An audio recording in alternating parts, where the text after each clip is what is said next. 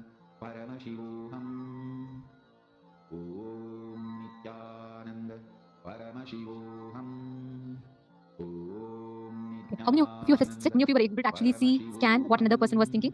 Masonia Rao. And how many of you were able to scan and identify what exactly was the other person thinking about? Ma Tatiana, you guys. Come on, can each of you post? Very nice. Ma Prematavasi. I see you shared your. Go on, all of you can continue posting. Paramashivoham. Om Nithyananda. Paramashivoham. Om Nithyananda. Paramashivoham. Om Nithyananda. Paramashivoham. Om Nithyananda. Paramashivoham. Om Nithyananda. Paramashivoham. Om Nithyananda. Paramashivoham. Om Nithyananda. Paramashivoham.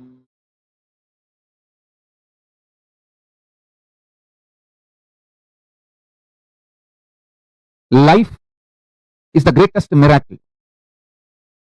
Life is the greatest contribution. Life is the greatest gift to the universe from Paramashiva. Life is very extension of Paramashiva, my own being. Life is very extension of Paramashiva. When you realize and make yourself life positive, you give a superconscious breakthrough to yourself. When the group of humanity makes life positive decisions for themselves, they give superconscious breakthrough for their group. When a nation makes a life positive decisions and governance, it gives superconscious breakthrough to itself. If a civilization makes itself life positive, it gives superconscious breakthrough to itself. If a whole humanity makes life positive decisions and strategies, it gives superconscious breakthrough to itself. Life is miracle. Life is the greatest gift from Paramashiva. Every life is miracle. In your personal cognition about yourself, as a first person, be life pro, life positive. In the second person, relationships with the people in front of you, be life pro, life positive. With the third person, be life positive, life pro. There is something called fourth persons. We don't even remember, like animals. Animals in the ocean, animals in the forest. Even towards them, be life positive. There's a fifth person. Plants, trees, hills, rivers, oceans. Be life positive, even towards them.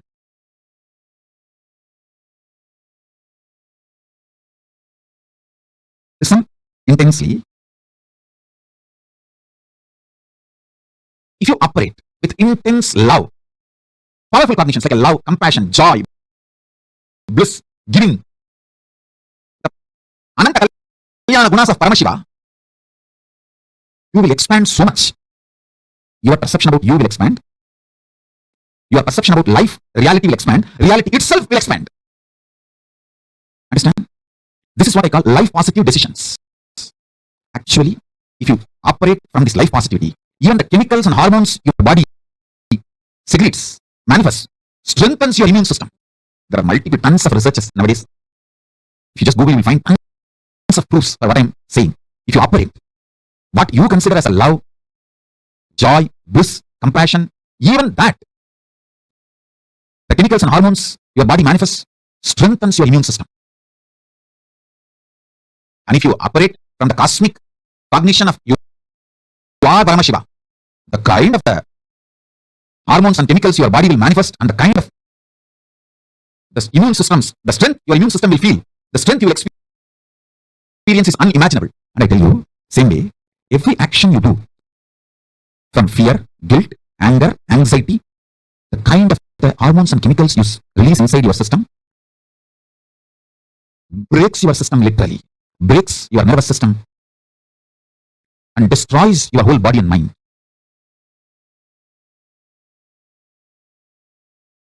Absolutely far life. Make yourself more and more life positive, far life. The whole vision of your life matters, not small actions. Vision should be far life. If a child is about to drink the poison without knowing it is poison, a mother may not be very polite in stopping the child. If she cares for the child, she will jump and become ferocious and snatch that poison and save the child. The action may be ferocious, but the vision is life positive. She cares for the child. Same way, sometimes your actions, I'm not saying always need to be ferocious, but the first priority should be far life. Your vision and life should be far life positive. Absolute life positive.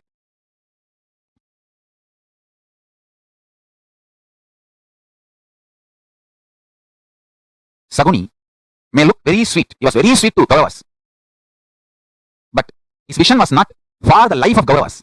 He was destroying Kauravas. He was looking very sweet, behaving very sweet. Does not mean he's a good guy.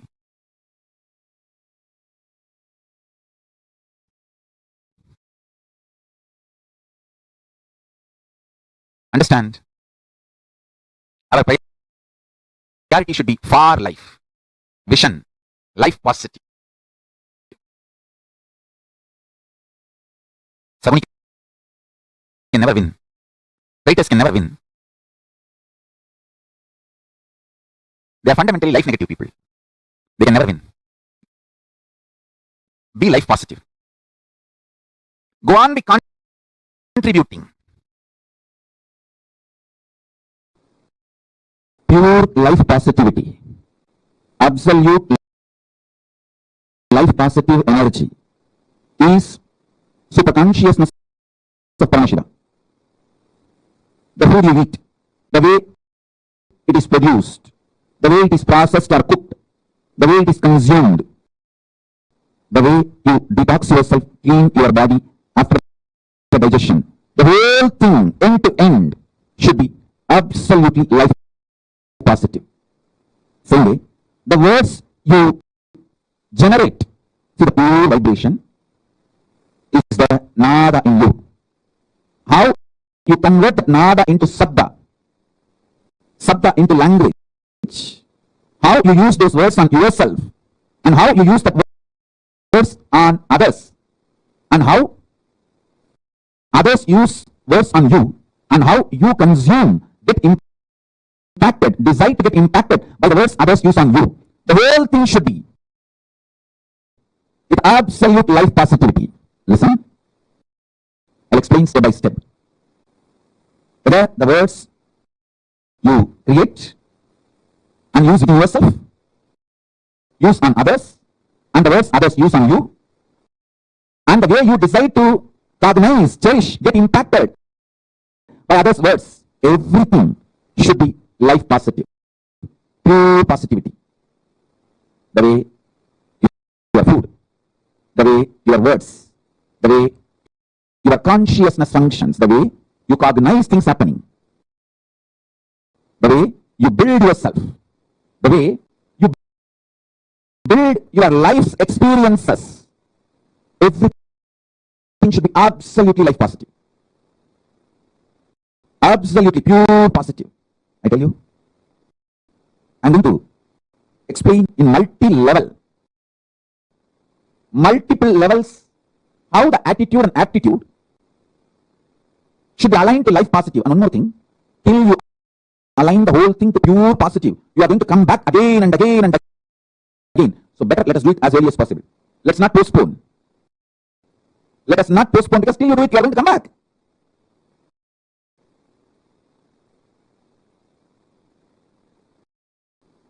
In every level, experience absolute life positive.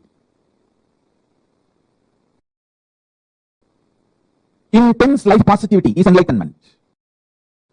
Withdrawal, cherishing life negativity, is not going to end. Till you become life positive, you are going to continue to suffer wherever you are. So better to choose the life positivity now. Better to choose the pure positivity now. From now, let us start building. Intense life positivity. Intense life positivity. Intense life positivity. It's a tremendous love, activism. My gurus are focused on making the right fermentation inside me. If you allow the bliss fermentation inside you,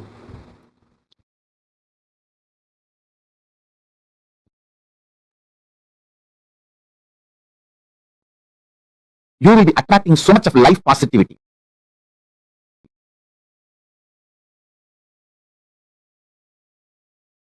You will be just planning to expand more and more and more.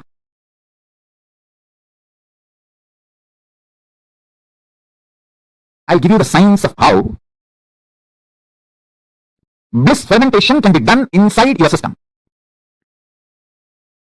so that you can manifest sthiti, sustenance, maintenance energy of Paramashiva. Listen.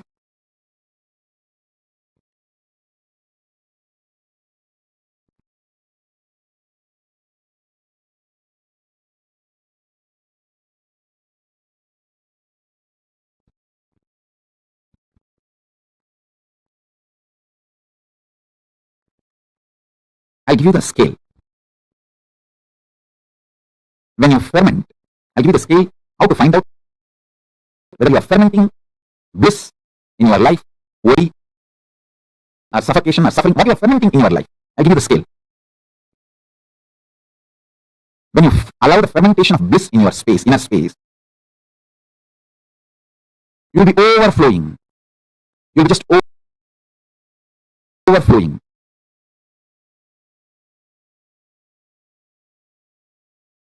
Excitement, inspiration, life positivity in your words, thoughts, energy, bubbly, bubbly. Such an exciting, inspiring.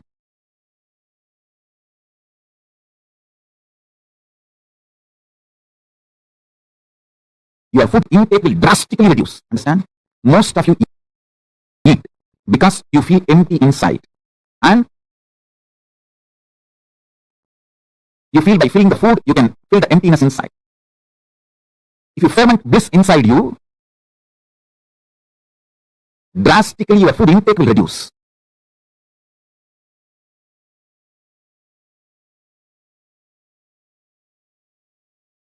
Fundamentally, this principle of rejuvenation and the knowledge about the ultimate reality, the truth, karma,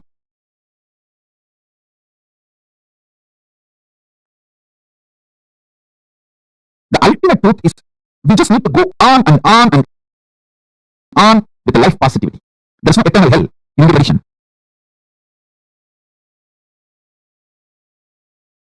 It's giving you a chance again and again to be life positive, regenerate yourself and regenerate everyone.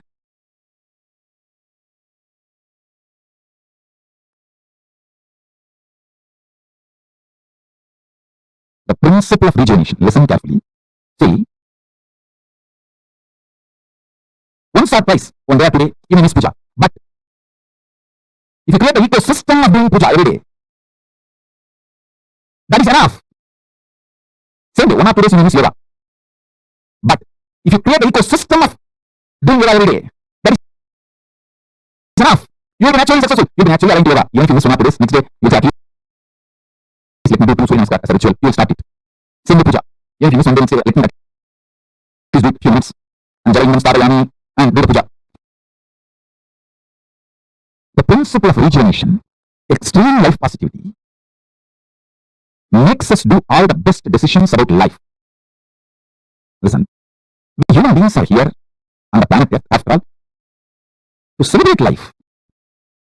So we should focus on contributing to ourselves and to others and further extension. That is why we treat the earth as living energy, Bhuma Devi. We don't see earth as a resource to be exploited. To finish. No. Hindus are responsible for the most sustainable life style, life decisions, life positive decisions.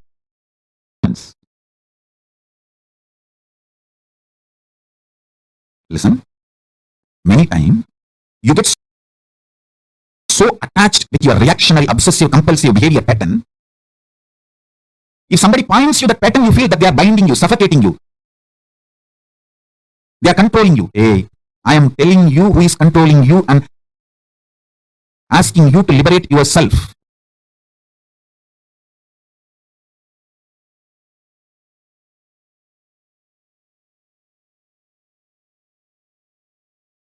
I am your friend, sincere father and mother, not your enemy. I have seen multiple times people, when they associate, identify themselves with their obsessive, compulsive, reactionary pattern and suffocate themselves, they feel the decision they make out of their patterns is much better than living with me or living around me or listening to my truths. And they leave.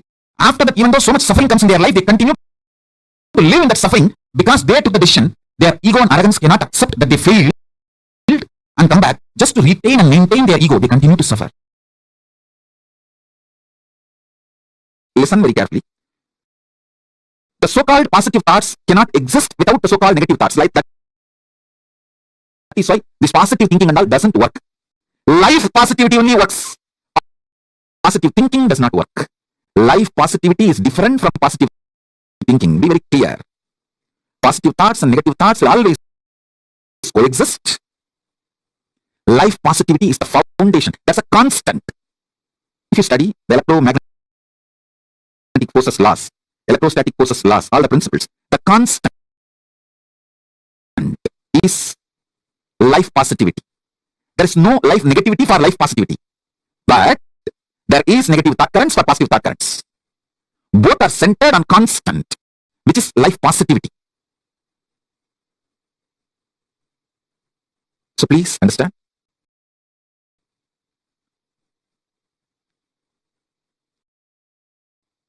When you feel you are a broken part, you will always be afraid of the other pieces. If you know there's a constant which is in you, how much ever you have self-doubt, self-hatred, it will not go beyond certain limit. See, there are some people, they know, I fight with my husband, I fight with my wife, but I will never go to the extent of divorcing, leaving them. So that is what I call, even for your negativity, there's a limit. Even for your negative thoughts, there's a limit. Even for your self-doubt, there's a limit. So that self-doubt will have self-confidence. Self-confidence will generate sometimes self-doubt. But both finally is established on the self. When you know that self's quality, that is life positivity. Self-doubt or self-confidence is like a, self-doubt is negative thoughts, self-confidence is positive thoughts, but self is constant.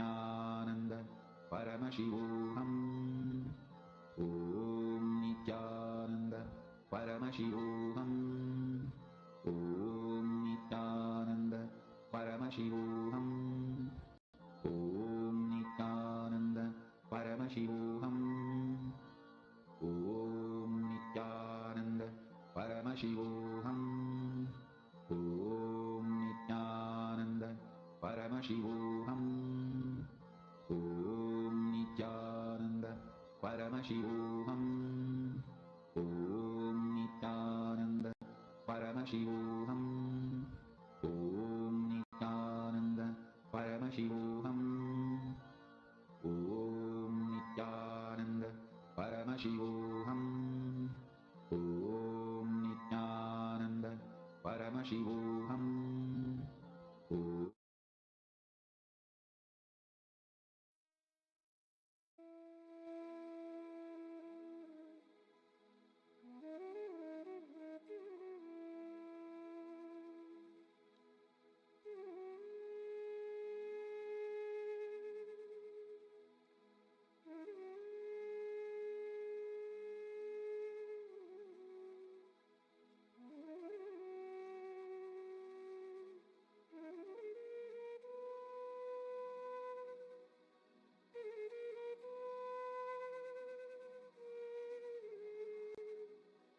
Life is the greatest gift to the universe from Paramashiva.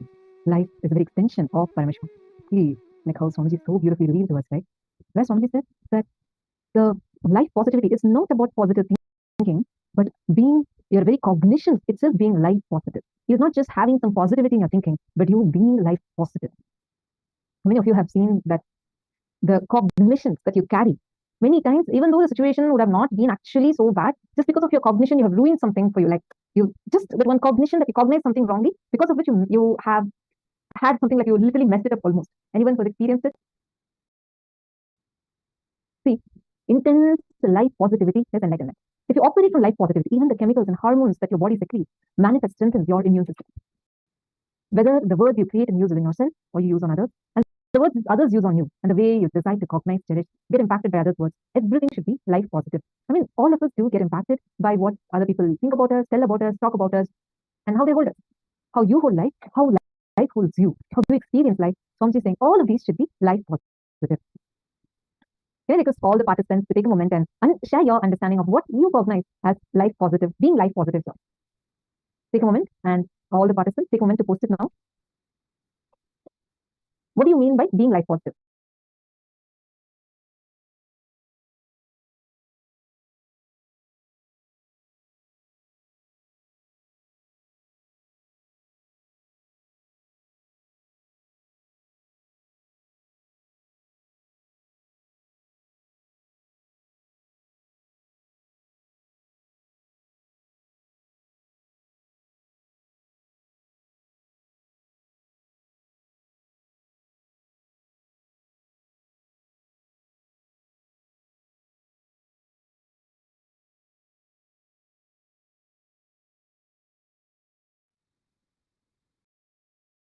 Nithyananda, I hope all of you are able to see me clearly now. Come on, take a moment, and all of you are going to share with me, what does this one statement mean? We are all, today we are at the last day of this season, of this program, and I know so many of you have been here sitting sincerely attending every session and being here and being part of this amazing journey. Can I request all of you to please come and sit down in front of the camera? What we are going to be learning right now is going to be something phenomenal. Take a moment. Sonia, yes, you're asking will the next program be in the same time zone? Yes. It is going to be in the same time zone only. And all the participants, please can I request every one of you to come and sit in front of the camera? Guru Prasadini and Amit Kopatkar. Come on, all of you quickly come and sit in front of the camera. I have a question, and all of you are going to give me the answer and explain. Nithyananda, Lucas, and Geronimus. Nithyananda, nice to see you all. Okay, what exactly are all of you understanding as, listen carefully. Now we are learning about life positivity. You would have learned about positive thinking that everything should be positive. But what is life positivity? What does that life positivity mean? And why is it so different from positive thinking alone? Come on, each of you think, is it different? If it is different, why is it different? And what does being life positive in the way you cognize yourself, the way you cognize about life, the way how people are going to perceive what in every situation? What does that mean? Come on, take a moment and all of you share your understanding.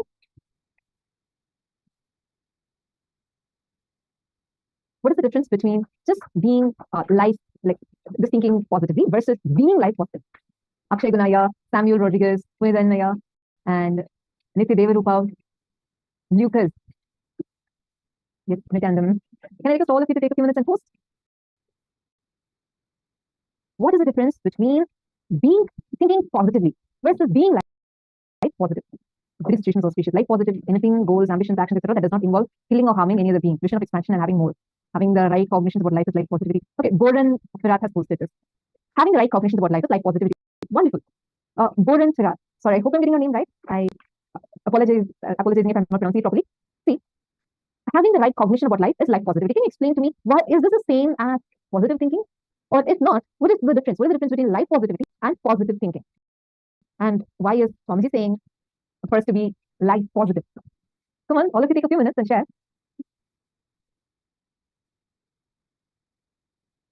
Life positivity is different from positive thinking because positive thinking is duality based, and being life positive is surrendering to life without perverting life, but putting layers of our diluted cognition. Lucas, wonderful. Geronimus is saying, I feel it is different, but I'm not exactly clear what the difference is. Come on, see, Geronimus, take a few minutes and look at it. That will sharpen your logic. You know something? The more and more you work with these cognitions, do not say that, okay, I'm not clear. You have the ability to look into it, okay? You're going to use your conscious ability to look into the cognition and find out, try to define it, try to identify it. You know why? Actually, this is something that I love about being in Gurukul. We'll be like doing yoga or being in the class or being with a friend. And all the times we hang out, we talk about these great trips.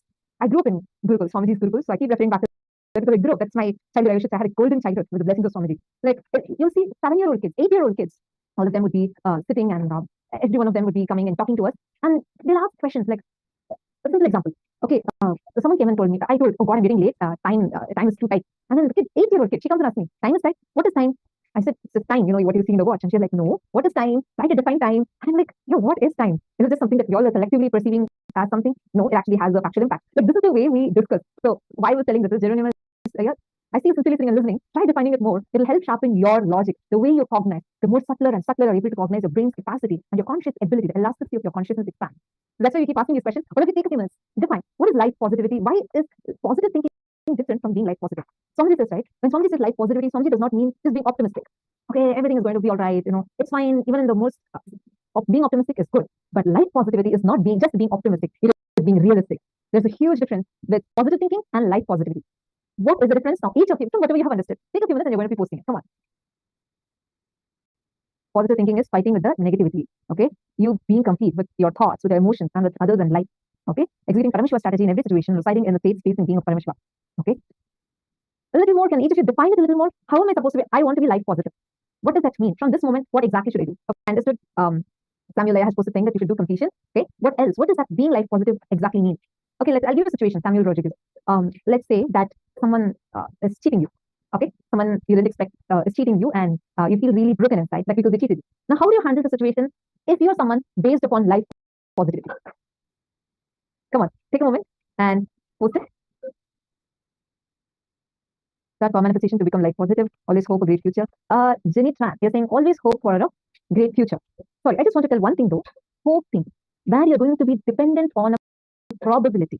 I hope everything becomes all right. I hope that things will turn the way I want. Will only make you feel you are under the influence of something or you're powerless. You do not have the power to change things the way you want. Never use the word hope. It's not hope. You have super determinism as your power, your strength to make what you want have strength. You have the power, the strength. You can make what you want in your life happen. Positive thinking has a counterpart that is negative thinking. Life positivity is manifesting Paramashiva at each step of our existence and declaring authenticity towards Sanatana Dharma is what I understand. Okay, beautiful. Little more.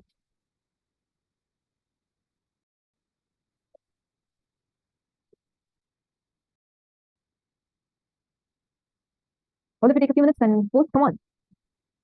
Little more. Hey, each of you are enrolled the huge amount of powerful cognition. Come on. What does Swamiji mean when Swamiji says, okay, I'm going to show you all the definitions that Swamiji gave. So that we all take a few minutes to cognize, contemplate, and then you're going to be posting your understanding again. All right? See, whether the words you create and use within yourself, use on others, and the words others use on you, and the way you decide to cognize, cherish, get impacted by others' words, everything should be life positive. What does this mean? What does Swamiji mean in this? Actually, I have a very, very powerful, a very small, but a very powerful incident, which completely changed the way I think. Because I always thought, okay, every time I remember the powerful cognitions that Swamiji has taught, I always think that, what, I have actually been applying that. Automatically, I'll be looking at life from that perspective only. So in Gurukul, right, once I lost something that was something very important, I lost it. And at the same time, another adolescent also lost the exact, something like that. What's important, both of us were searching for it for quite a long time. And it so happened that I've happened after many days, someone had just left it. It was lying on the ground, and it's pure coincidence that even the other person also was found in the exact place that the other person had lost it. So both of us almost at the same time spotted it. And as I was picking up, I was just so incomplete. I was like, who has taken put it here? How can this come here? Someone has taken. How can anyone take it? And literally, I'm just ranting out and I'm going and picking up.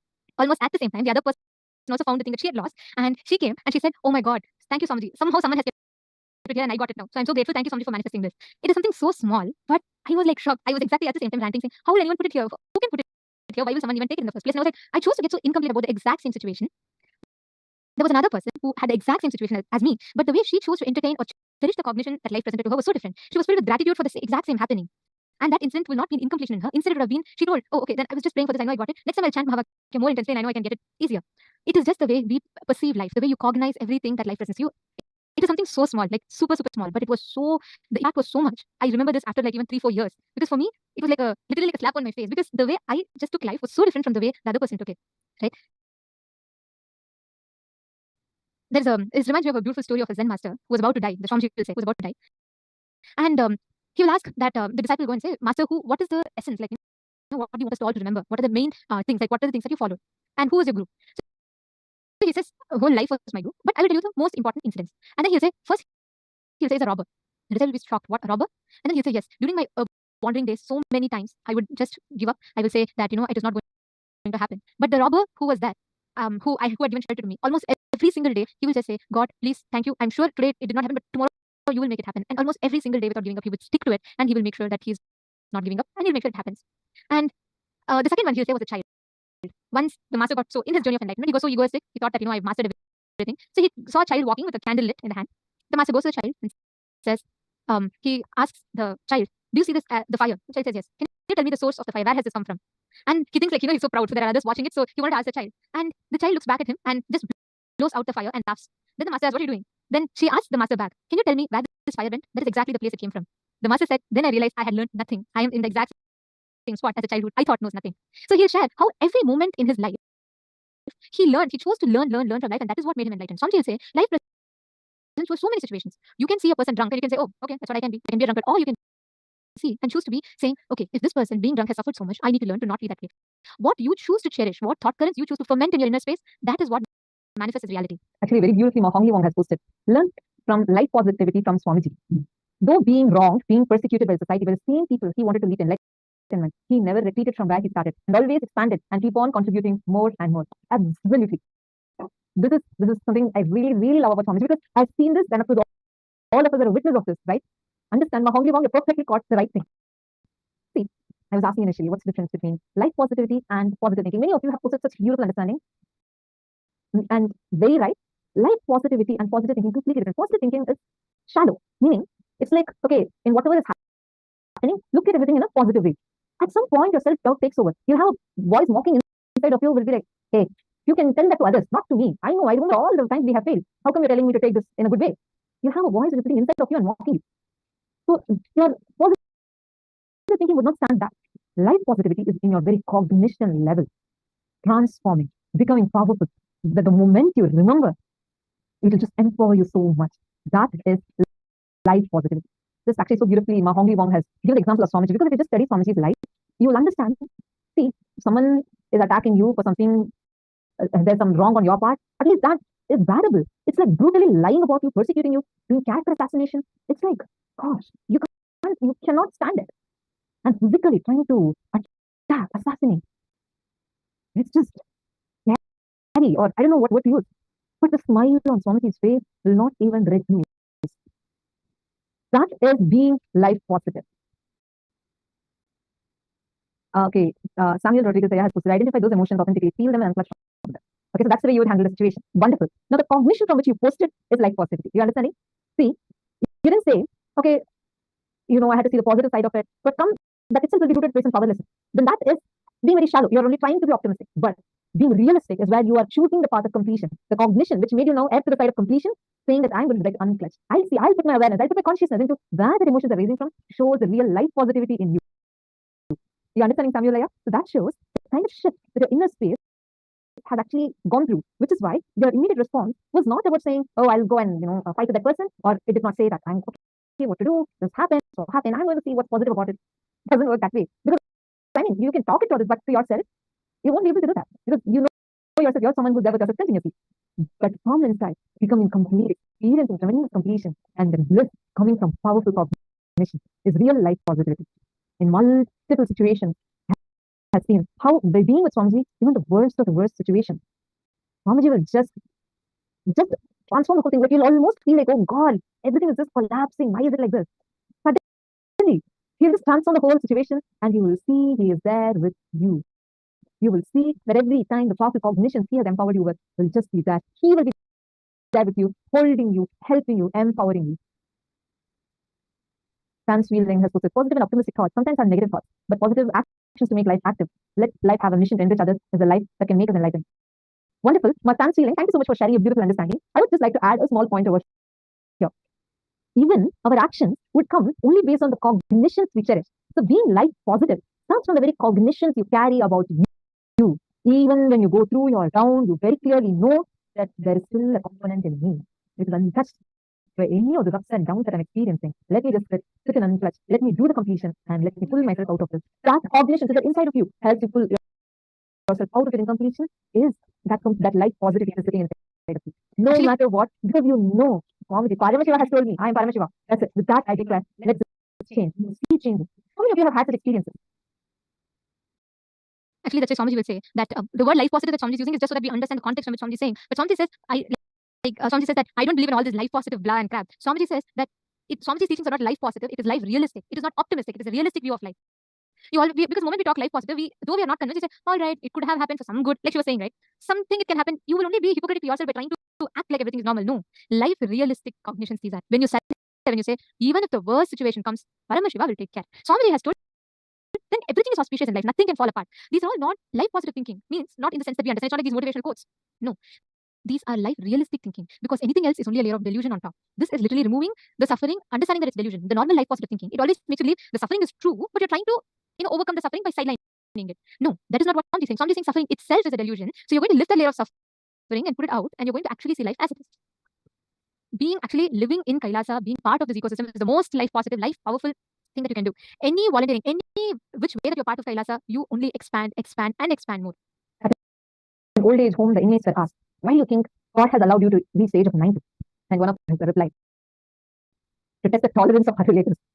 Understand, any situation, you can take it in whichever way you want. But if you just have the awareness, like when you are seeing a situation, establishing yourself in powerful cognition, you will always win in life. And that is life positivity. Now, right now, how do you all feel?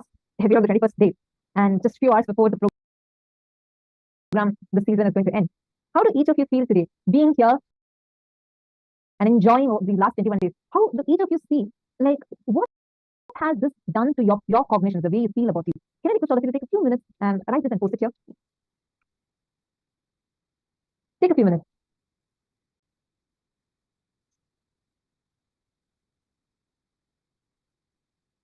Diana Philo has posted, Swamiji said, in marriage, we fight and make up, but the marriage doesn't end. Help me understand. That's very powerful explanation Swamiji gave. How even that the clarity that you have, same thing is the way you deal with yourself. Your self-doubt also has a limit, because it is from the self-doubt, you even sometimes the confidence on you gets created. Gosh, that is such a powerful revelation Swamiji gave, right? When you become part of Kailasa, when you live, when you are making yourself, when you're continuously seeing life in a realistic approach, that is the right way of seeing life. It is neither pessimistic nor optimistic. It is realistic. Now, first, let's all take a few minutes. Look in and see what kind of words are you using for yourself within yourself, and what is the vision that you're carrying about yourself inside. Look in now and see what kind of words you're using and creating about yourself. What words are you using on others? What words are others using on you?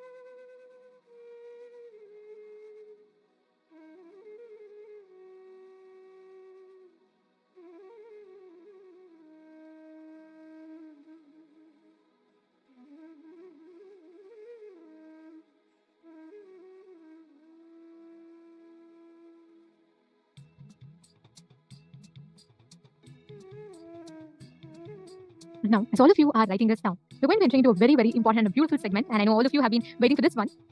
Yes, and I request all of you to not miss this one segment as it's very important. All of these 21 days, you've all been a part of Paramashivoham. You've been a part of, getting all the perks and benefits of the program. And I know so many of you here ask, if you're not able to contribute or become a part of Sabyagnapita at this moment, is there something that you can do? Like Swamiji says, you're not restricted for any one thing only that you can do. Any which way that you can be a part of Kailasa, you are welcome to do so. So here I'm going to take you all through a very quick set of projects that you can be part of and become part of Kailasa. Swamiji has envisioned two things, Kailasa's digital nation and Kailasa's legitimate nation, the physical nation. So for both of which, there's a lot of groundwork already done. And here we're going to be seeing, in this day and age, we're going to be seeing how you can become a part of the digital library of Kailasa, or the digital nation of Kailasa. So the first project is Kailasa's digital library.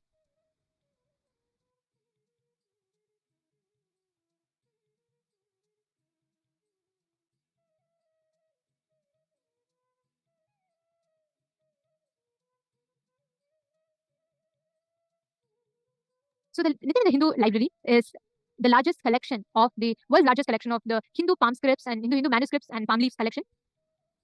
So the next one is Kailasa's Hindu library is aimed towards Swamiji's mission of collecting, preserving, restoring the largest collection of Hindu manuscripts and the repository of the largest collection of books and manuscripts of Hinduism. Let's say starting from you wanting to do, let's say, you want to know about Hinduism, you want to know about Vedas, Agamas, Upanishads, everything, A to Z, you get it here. So all of these projects that we're sharing with you all is all in progress. Many of it has been successfully established already. Most of it are in progress, and it is happening right now.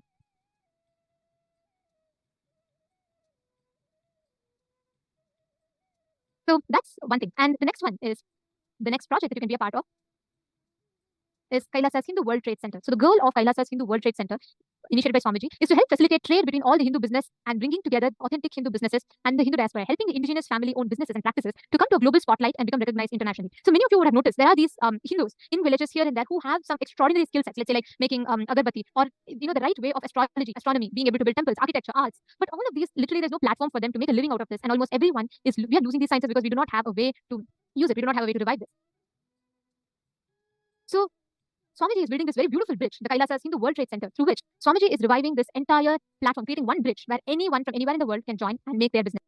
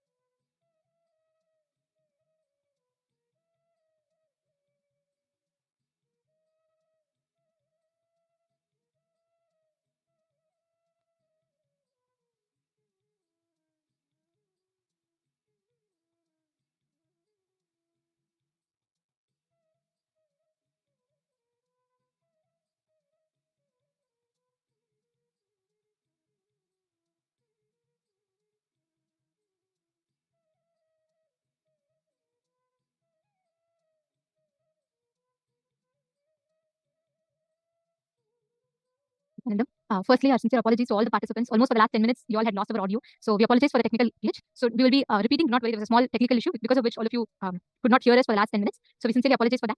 So now back to what all of us were discussing. Can I have all of you back on cameras, please? Can I request everyone to come back? I apologize for that technical glitch that you all had to face. I request everyone to please come back on the camera because this session is very, very important. Guru Bhakti, yes, I see your messages of no sound. Don't worry, you didn't miss anything. We'll be repeating the whole thing again. There was a small technical issue because of which all of you had lost the audio connection.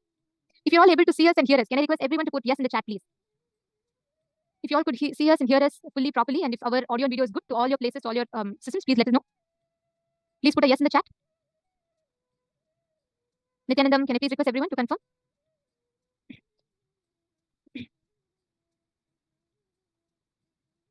Okay, can I please request everyone to come on camera? Tatiana, Hughes, yes, I request everyone to come on camera, please. Come on. Can I request all of you to come on camera and all the mail rooms? Is our audio and video good for all of you as well? If you are able to hear us and see us well, and all the viewers watching us on YouTube, please let us know if you can hear us well. And I sincerely apologize for the technical glitch that happened. Now, if you're able to see us and hear us well, please let us know.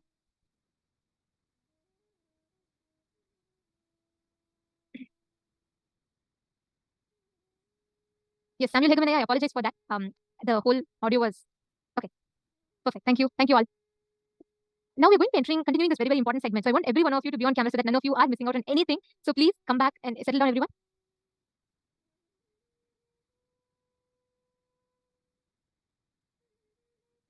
Great. Okay. Now, we are going to be taking all of you through the different platforms or avenues through which you can connect to Kailasa. Swamiji has given so many different doors, possibilities for each of you to connect. There are so many different projects that are happening and so many different things, that opportunities or doors that are open. Many of you might have heard of these projects before, but those of you who do not and who might have missed it in the past, we are going to be taking you all through this so that you can choose in any which way that you would like to be a part of. Okay. So like I said, the first one was Kailasa's Nithyananda Hindu Library. This is the largest repository of Hindu palm leaf scriptures and manuscripts. And we all know Swamiji's passion for these palm leaf scriptures. So this project is aimed towards creating digital library with the largest collection of Hindu books. Like for example, if you have some source, if you know some libraries, some communities, there are so many people out there who do not understand the value of these books, and they're just being, many of them are being thrown away because of termites coming. So Swamiji is actually so passionate about it. He even buys those manuscripts that are being dumped, thrown away, and preserves them safely with doing the right, taking care of the procedures for preserving the manuscripts and refurbishing it and making it available to humanity to use, not just as it is, but to make it available in a language that me and you can understand and apply in our daily lives.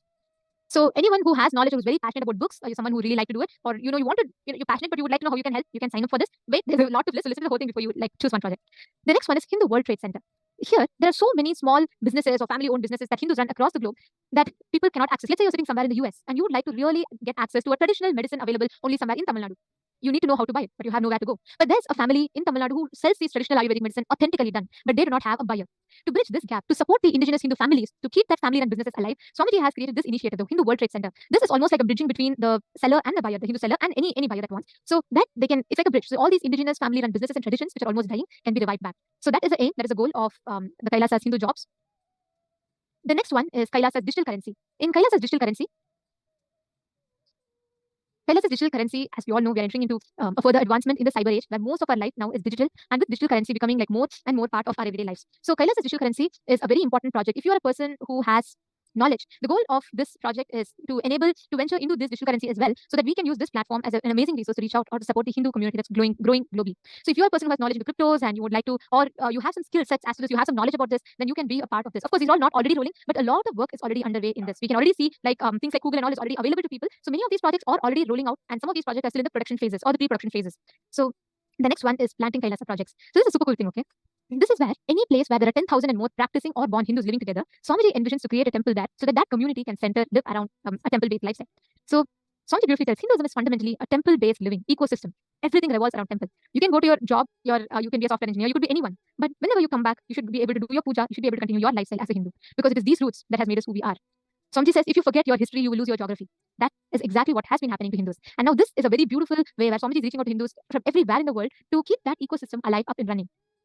So here, Planting Kailasa project involves of maintaining social media platforms as a digital ecosystem, so we can reach out to the communities living in each of these places and serve them globally.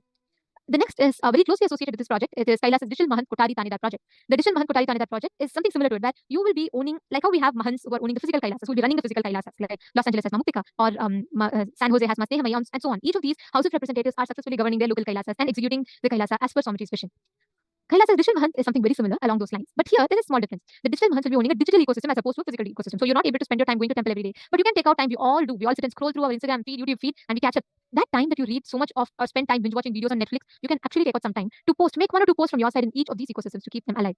to keep them supporting the ecosystem, to share knowledge about Hinduism. So that is what this project aims to. It aims to reach out to all the people around the world, and we can enrich them through the social media. The next project is Kailasa's Ministry of Digital Archive. If any of you have any questions pertaining to any of these projects, please feel free to ask. You can feel free to go ahead, share and ask. So this is one of the most coveted projects, I would say, because it's been almost more than 20, 30 years since the whole Sangha has started and Swamiji established the Kailasas around the world. And this project is where you're going to go back to the archives, the old videos, and we are going to be chronicling them, collecting them, and publishing it for the world to enjoy.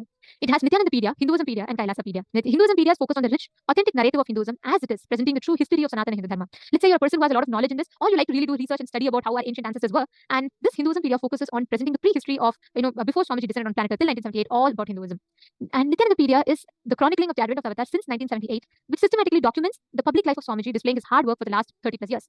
The next is Kailasapedia. Kailasapedia is all about the happenings all over the world, in Kailasas around the world that's established by Swamiji, and how it is happening. So in any of these three, if you're a person who's very good at web designing, or you have a lot of knowledge as to handling websites, or being able to do video editing, photo editing, then this project is something that you can surely be a part of.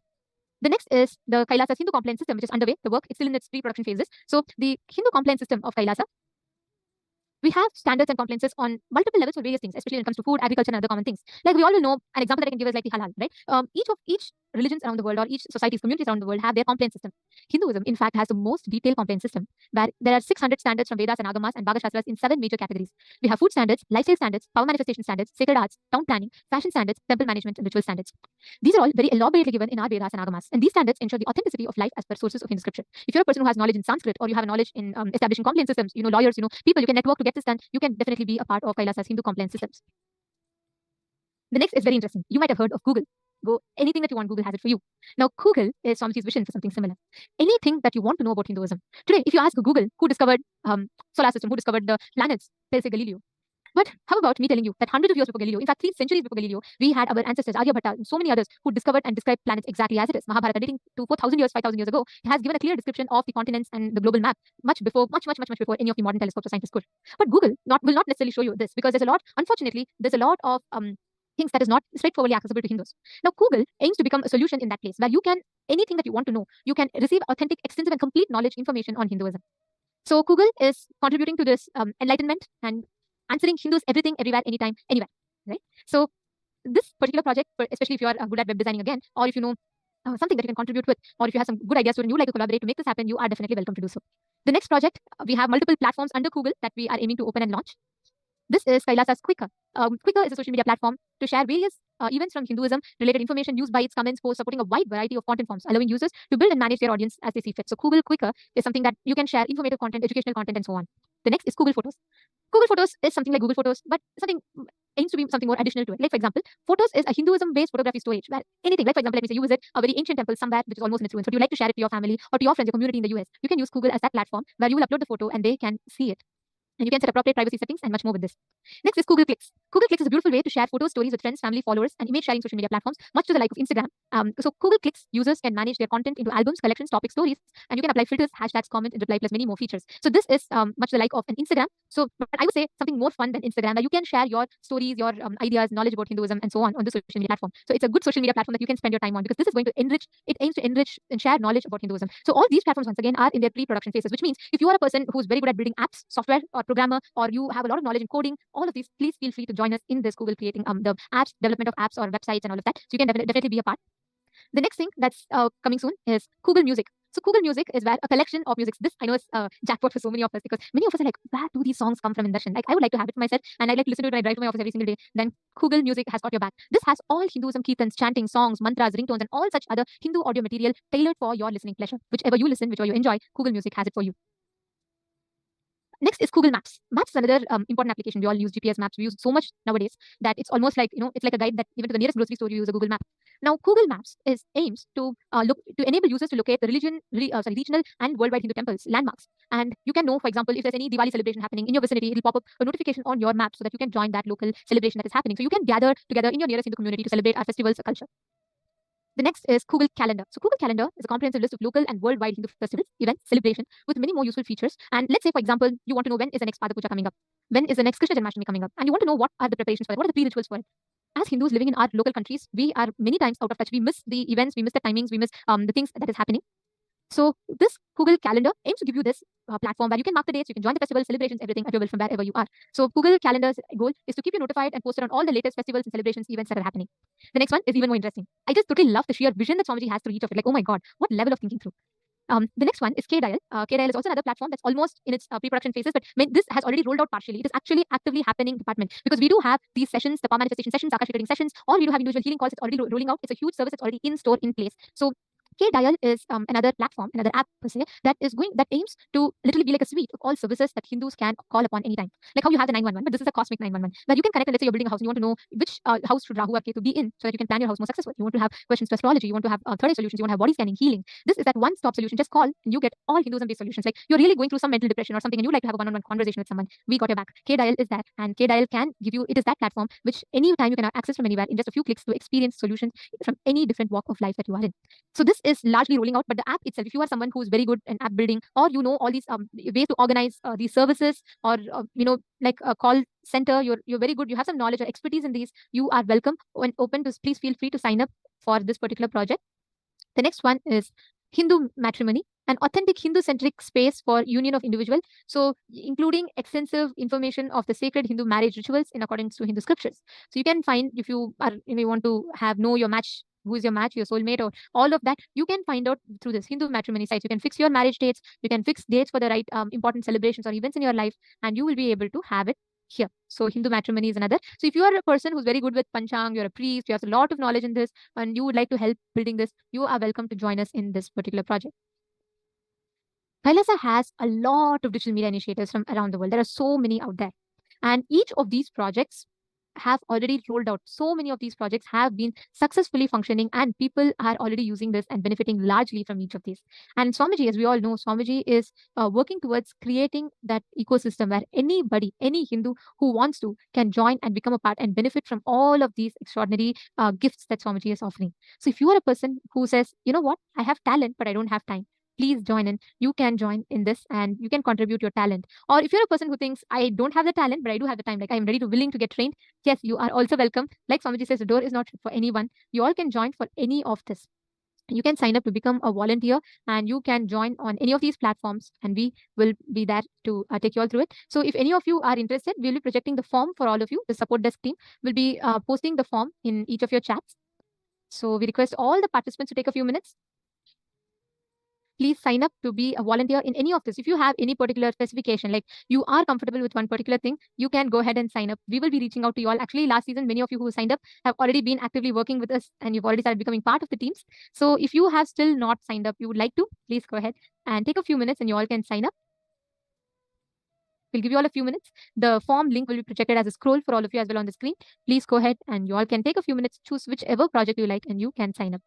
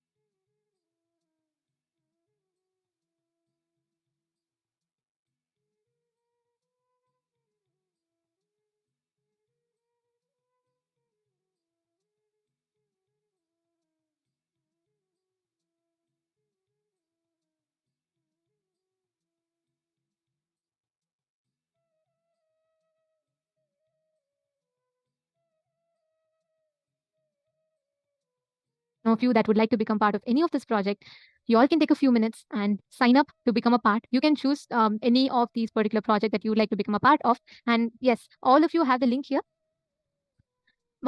You can type out. And I also request every one of you, if you have a particular field that you have some expertise in, let's say you know something about editing, you're very good at web building, or you're good at app development, or you're able to give your time and you're willing to get trained, please head to this form and please sign up. And you can describe in the options, you can just give a description of what you are good at, what you would like to in particular be part of. So please head to this particular form. I request every single one of you to take a few minutes and please sign up.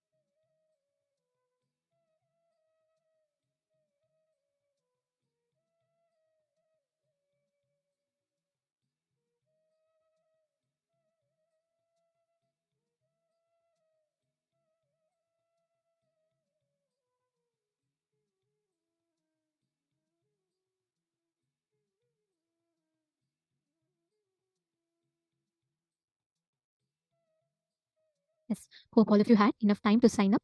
Now we're going to enter into the next and a very, very important session where we will be learning about collective integrity, a very important aspect of manifesting Kailasa.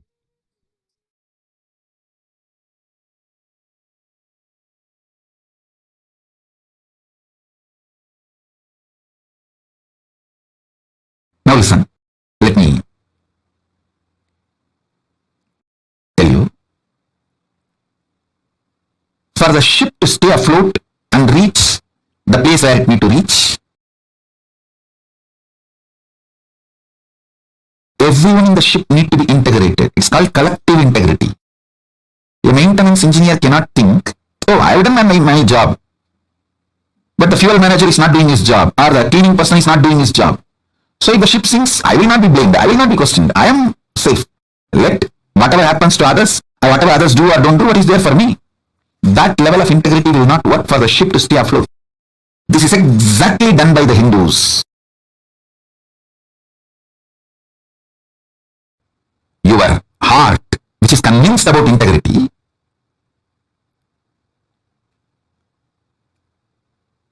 need to convince all the organs of your body and organs of your life.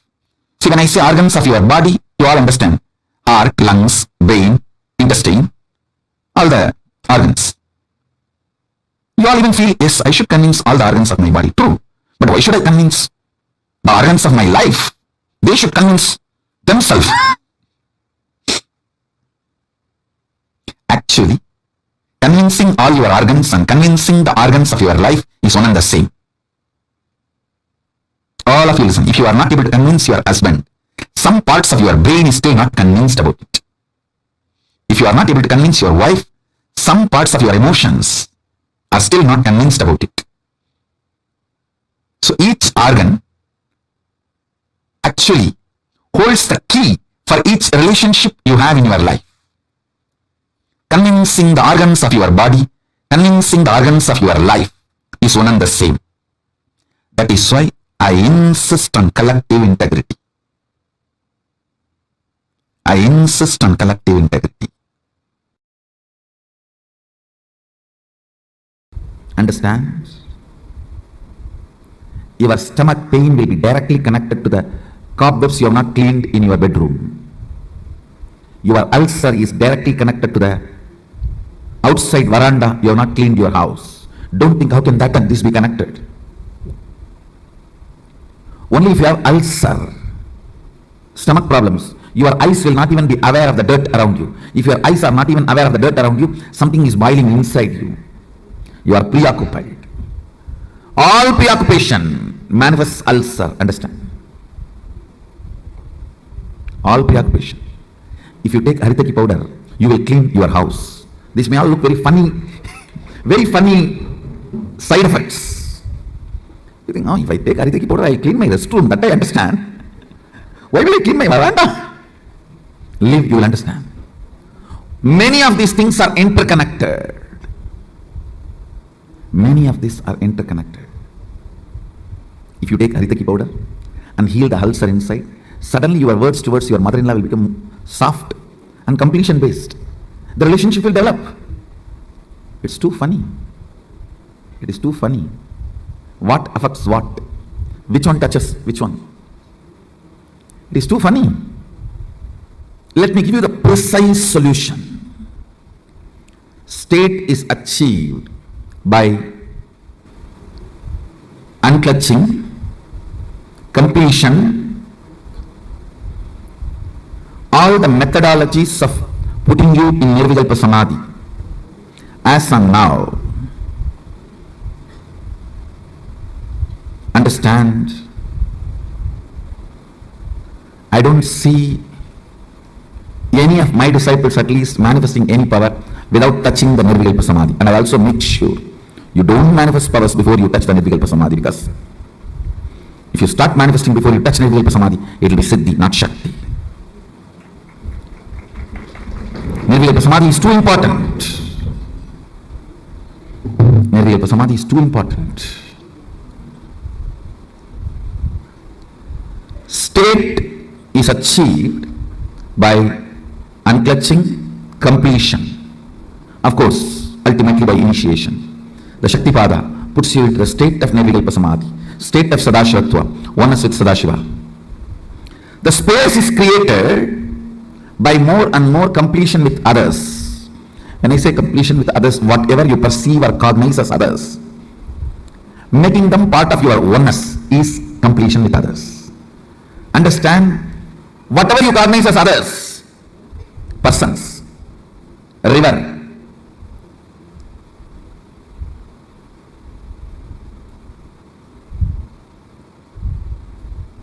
hill, whatever you may cognize as others, imbibing them as part of you, getting them as part of you, making them feel as you, recovering your oneness with them is completion with others. Understand? I am defining completion with others. Anything, anybody you cognize as others, bringing the original cognition back that they are one with you, waking up to the oneness with them or at or it, realizing the oneness again is completion with others. Completion with others is not apologizing to others, understanding others. Others are as complicated as you. Understanding others are as complicated as you brings completion with others. You are not a bad person, you are a complicated person. All your dimensions are very strong. What others consider as good part of you, what others consider as bad part of you, all are very strong. I tell you, just like you are complicated, everyone is complicated. Understanding everyone is complicated brings completion with others, and you start feeling oneness with them. You start feeling oneness with them. Identifying yourself with others, putting yourself not in their shoes but in their crown. Why should always the word putting yourself in their shoes? No. We Hindus, we put ourselves in their crown. Understanding the complications and realizing the oneness is completion with others. Taking responsibility and enriching.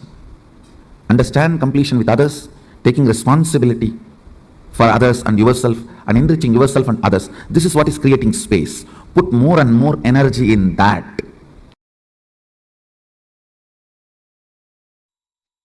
All your patterns, obsessive, compulsive, reactionary patterns, are not worthy. Life, Paramashiva's powers are only worthy to manifest, celebrate, enjoy. Listen carefully. Listen intensely.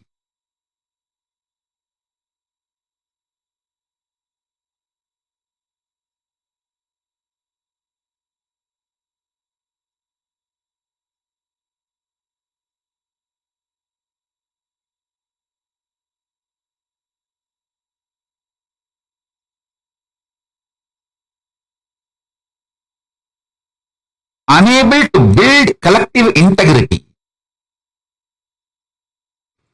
is just because of your obsessive, compulsive, reactionary pattern. Understand? Whatever stops you building collective integrity is your obsessive, compulsive, reactionary pattern. Sit and pen down what stops you building collective integrity around you. Behave ferociously with those patterns. You usually behave ferociously with the people, not with the patterns. Behave ferociously with the patterns.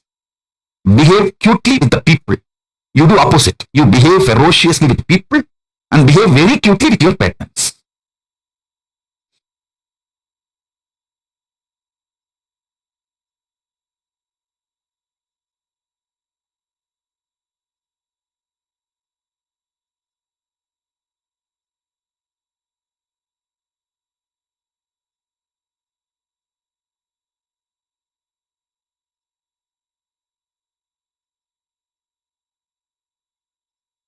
Every time you behave ferociously with your patterns and break, you manifest at least one power of Paramashiva.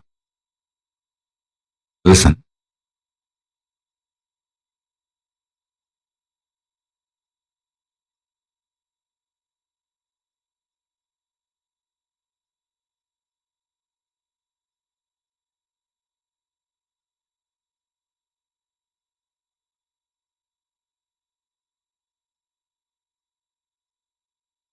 To behave ferociously with your pattern, you don't need anything other than feeling connection or trust on me, because the trust you have on me will naturally manifest as the courage to execute my words. Intense activism, involvement, and deciding to make it happen. Nothing else is useful. Nothing else is required. The stamina, energy in the guts to make it happen. Will, persistence. Do you know in how many places the oppositions I am facing? But I don't think even once, I don't feel cognized even once, nobody is supporting me. I am very clear because I have taken the responsibility. Sadashiva himself is supporting me. He himself is manifesting. He himself is doing everything. Understand? You will have in your inner space 10 choices. One, oh, I am trying every best, nobody is supporting me. One thought current. Loser. Losers don't sacrifice. Losers are the arrogant, abusive fellows. Out of arrogance and abusiveness, no sacrifice will happen. This is another thought current. The one more thought current. Oh, if I take the responsibility, I am only questioned, I am not supported. You are given everyday food, that is a support. You are given all your basic needs, that is a support. You are given all the survival needs, that is a support. But nobody bothers about all the support available. They think, oh, all my work everyone will do and I will put my name. That is what is called support. So that is what if you are defining and expecting as a support. You will have Buddha Ganas taking care of you. All these thought currents will run in you. It is you who need to decide to which thought current you are going to give life. To which thought current you are going to give life. You are an adult, decide to which thought current you are going to give life. Your life is going to be like that, that's all. To which thought current you are going to give life, your life is going to be like that, that's all. Understand? Somebody decided to have a Ganga Snan and started his journey from Rameswaram. Today he may not have Ganga. He may have only the streams on the roadside to take bath. But only if he does not dilute his vision, goal, at least after 1 year he will reach Ganga and have Ganga Snana. Today you may not be as you really expect you to be or as I really want you to be. You may not be. But only if you keep my vision for you alive and moving towards it, at least in the next 1 or 2 years, you will be settled and radiating, manifesting that vision. Understand? Life happens to you when you decide to make it happen. If you are sitting, let things automatically come. Automatically only one thing will come, that is problems. Life happens to people who consciously decide. That is actually good news. It comes to you only the way consciously you decide. Means what? You develop, you decide, you design. That's such a good relieving news. So I know there will not be any unexpected problems. There's a freedom. Feeling empowered. It is we who decide and design the life. To what you are loyal, that will be your life.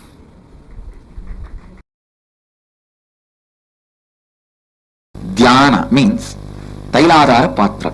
That's all is defined. It means when the oil flowing from one vessel to another vessel, when it is poured, that is called Dhyana. Same way Ganga moving from one ghat to another ghat, one place to another place, is called Shravana. Understand? Shravana, listening, is one of the most powerful process to achieve completion. Most powerful process to achieve completion. When no one stands by you, completion can stand by you. When no one listens to you, listening will listen to you. Develop this habit of listening. You having the habit of listening itself will be such powerful friend to yourself. Please understand. You can develop a best friend for yourself through the habit of listening. Your habit of listening can be an amazing friend for you in all your difficult times. You don't need somebody else listening you. Your habit of listening is enough. It can be an amazing friend. For that 6 days, all of you who want to do Sadashiva Tattva, gather in one place. Cook together. Have only one meal during the sunset. Whole day don't eat anything. Do Sadashiva Parayanam 36 times. Sit as a group from morning till evening. That 6 days take off. Whoever wants to do Sadashiva Vratam, all of you gather in one place. Stay in one place. Rent a place and stay in one place. From morning till evening. Do 36 times Sadashiva Vrata. Means Sadashiva Parayanam, Sadashiva Kavacham chanting. And evening, before the sunset, have only one meal. All of you cook together, work together, cook, offer it to Subramanya, and eat before going to bed. Late night, do Rudrabhishekam. Listen, in Hindu tradition, in Agamas, doing Rudrabhishekam to Subramanya is tradition. Night is the time the third eye of the Paramashiva opened up for the Subramanya to manifest. So night time, do Rudrabhishekam. After the sunset, do the Rudrabhishekam to Subramanya. Kailasa lifestyle is a beautiful preparation for you to live comfortably in the higher planes, vertical time zones. When you go there, you won't feel cultural shock. You will not feel cultural shock when you go to the higher planes if you learn the Kailasa lifestyle here on the planet Earth.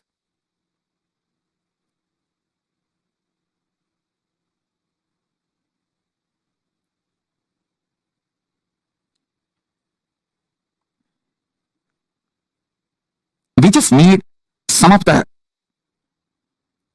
dedicated people. You see, you don't need cunningness, strategy to make Kailasa. You just need Tyagis, dedicated people who have a conscious stamina, will, persistence, making it happen. Will stay strong and make it happen, like Arishchandra, Satyavati, the Savitri, Satyavan Savitri. Whatever. Will, persistence. Nachiketa, will, persistence. A child fasting for 2.5 days without food and water is equivalent to adult fasting for 2.5 years. Because for child, food is the only life, source of life. For an adult, there are multiple sources of life.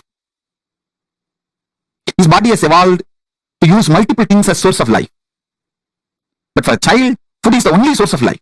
And a child, Nachiketa, fasting for 2.5 days is equivalent to an adult fasting for 2.5 years with a will, persistence.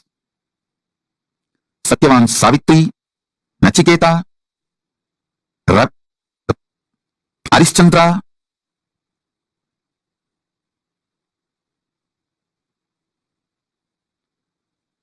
what a will, persistence.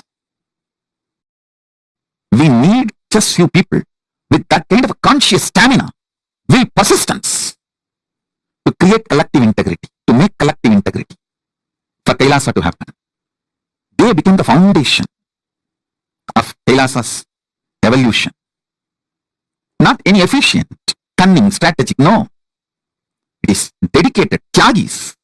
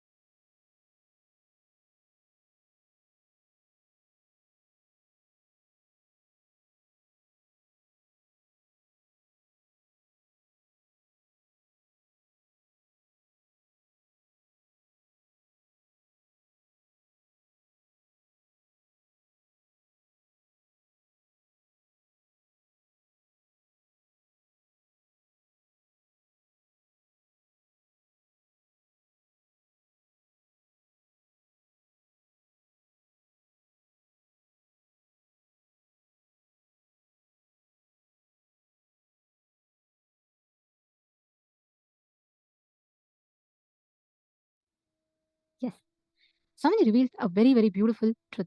Collective integrity keeps the ship afloat. As long as you are following the principles of collective integrity, you keep the ship afloat. Without following the principle of collective integrity, it is like you are losing on the main principle of what keeps the whole thing running. Collective integrity is something that all of us need. Like Swamiji gave like a proper analogy. The sailor of the ship cannot say, I did my job properly. The engineer didn't do, the maintenance guy didn't do. So there's a hole in the ship. If the ship sinks, even he also sinks. If we do not maintain the ecosystem around us, it is nearly impossible to live the experience of Paramashivoham. It is highly important that you are able to inspire your whole group, the people around you, to apply these sciences in their daily lives. So without applying the science of collective integrity, it is absolutely of no use. I mean, it's like really impossible for us to experience any breakthroughs in life. So collective integrity keeps the ship afloat. This is the basic principle because today is the 21st day and you're all going to go back out there and you are going to be living these principles with your family members, with your friends, with all of them.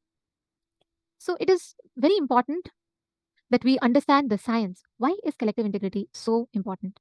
Because collective integrity is the key with which you can unlock the science of creating, living within successful ecosystem around you, successful place around you, the people around you who can support you in you manifesting your goal, your vision in life, whatever you want to create as reality in life.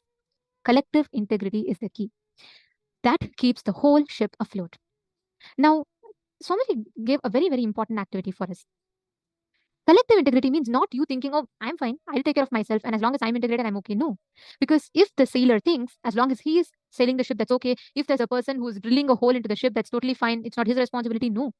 When the ship sinks, it's not going to see whether the sailor did it properly or whether the engineer crafted it properly. The ship sinks, all of us, everyone inside is going to sink. Convincing the organs of your body, convincing the organs of your life is one and the same. Whatever stops you building collective integrity is your obsessive, compulsive, reactionary patterns. How many times many of you feel, as long as I am integrated, I'm good with that. I think managing others or inspiring others to be integrated is a little too much and I'm not ready for it. How many of you entertain thought currents like this or similar to this? How many of you entertain such thought currents? Post in the chat. And how many of you are identifying that these thought currents are what misaligns you from the collective integrity, the space of collective integrity? Please post that in the chat.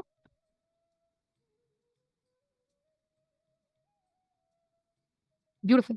Understand whatever is the thought current. Sometimes you may feel like it's fine. I don't want others to, feel bad about me when I remind them, or I don't want to get into people's bad books, or I don't want to take responsibility for others. I don't think I can handle it. All these are the thought currents that stops us. Look back into you. See what in you stops you from taking responsibility for collective integrity in life. Take a few minutes. I request every one of you to look in and pen down what stops you from standing up and aligning to collective integrity in life. Please pen down.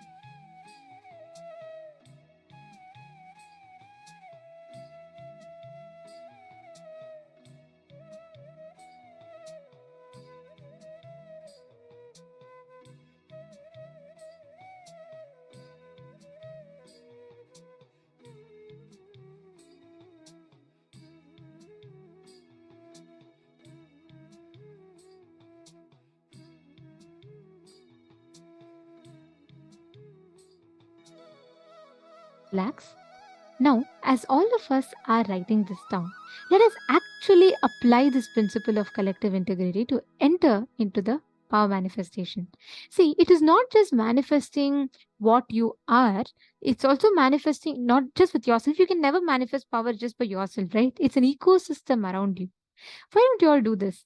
Connect to the people, any one of your friends, family members, and manifest this power of scanning or reading their mind, connecting with them, manifesting this power of being able to read, scan, read their mind, and identify what exactly is the thing that they are thinking in their mind. Do it from the space of oneness, do it with the context of understanding, with the clear understanding of the science of collective integrity. So the science is very simple. You're going to connect to a person, let them remember any incident, their birthday parties, their wedding, their anything it could be, and then let them write down the date and the incident. And what you are going to do is you're going to connect to them, you're going to scan and identify what that incident is, what happened on that exact particular day. Okay, shall we all start? Please start. Connect to Swamiji, chant the Mahavakya. Actually, you will be able to see it clearly appearing like a movie visual on your third eye. And sometimes it may happen very randomly. It will start with one, continue with, like it will start with showing you a tree, and then it suddenly will show you a family, then it will show you a car. But start describing whatever you're seeing. Even if you think it's just distorted or, disjoint visuals, it's okay. Go ahead and tell whatever is coming in your third eye. Start with that. I request every one of you here to do it. Let's start. Please chant Mahavak. Paramashivoham. Om Nithyananda. Paramashivoham. Om Nithyananda. Paramashivoham. Paramashivoham. Om Nithyananda. Paramashivoham. Om Nithyananda. Paramashivoham.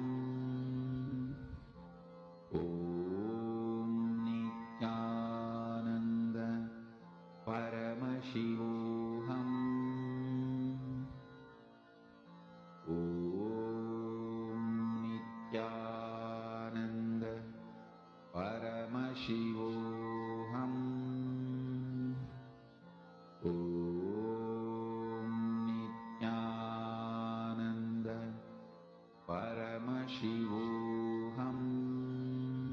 Om Nithyananda. Paramashivoham.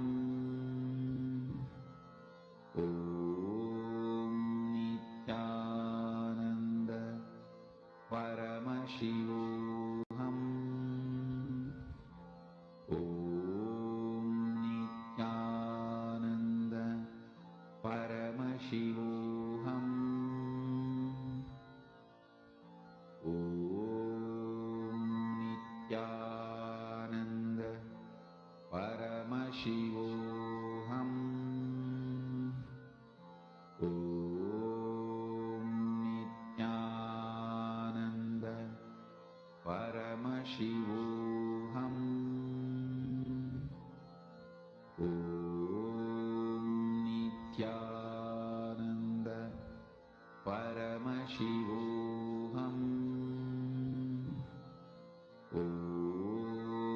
Nithyananda.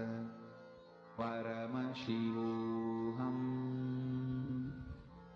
Om Nithyananda. Paramashivoham. Om Nithyananda. Paramashivoham. Om Nithyananda. Paramashivoham. Om Nithyananda.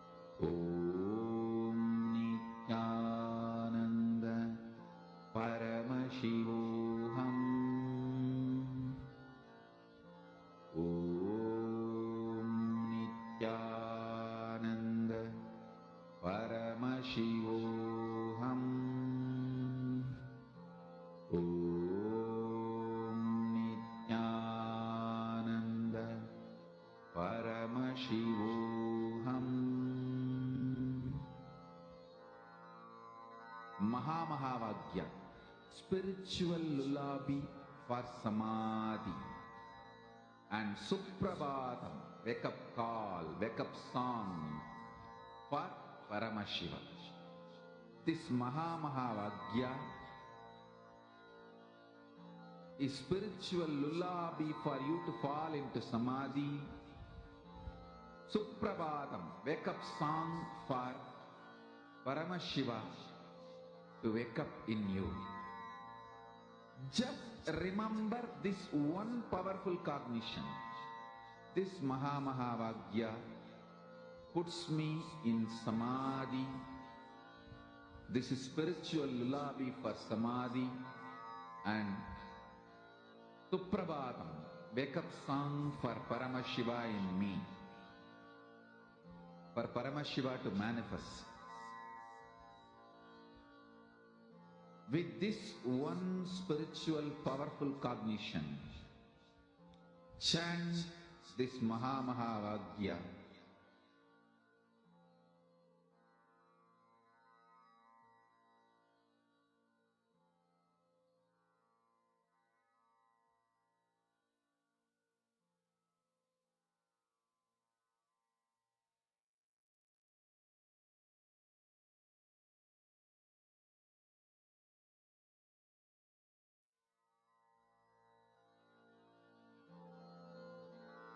Mahāvagya, spiritual lullaby for samadhi.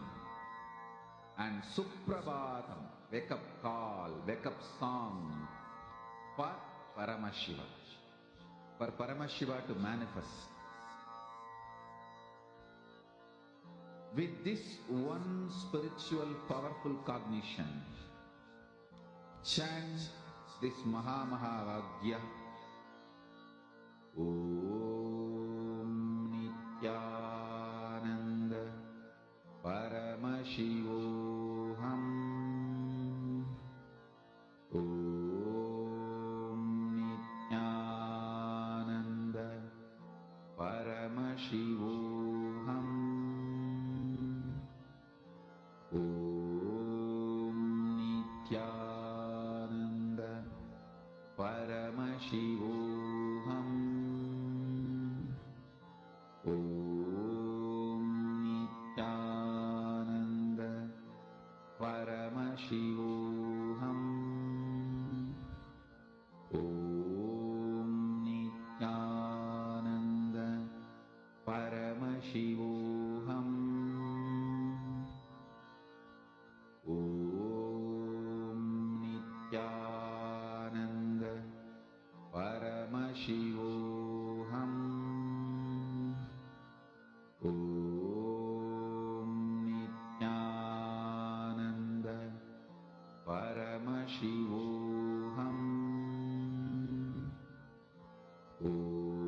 Om Nithyananda Paramashivoham. Om Nithyananda Paramashivoham. Om Nithyananda Paramashivoham.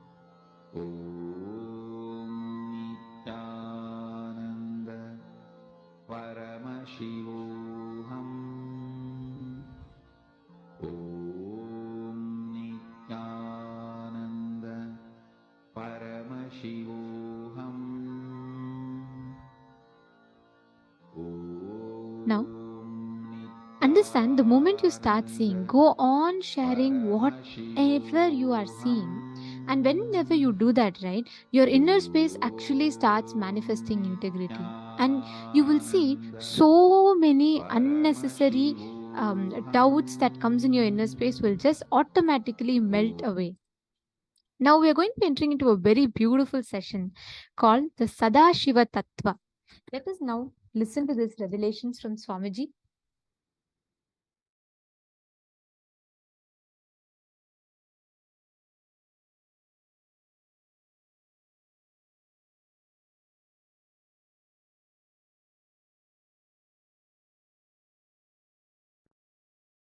Creation, sustenance,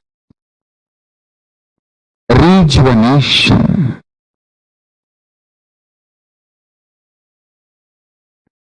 putting in delusion or pulling out of delusion, and liberation. All the five. Listen. Creation, maintenance, destruction or rejuvenation, the Samhara Tattva, and putting into delusion or pulling out of delusion, Throbhava Tattva, and liberation. All these five aspects of Paramashiva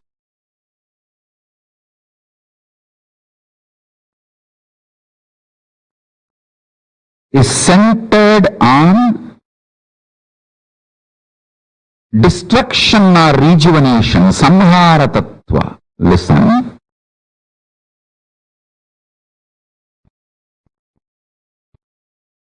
If you cognize yourself powerfully as life, conscious,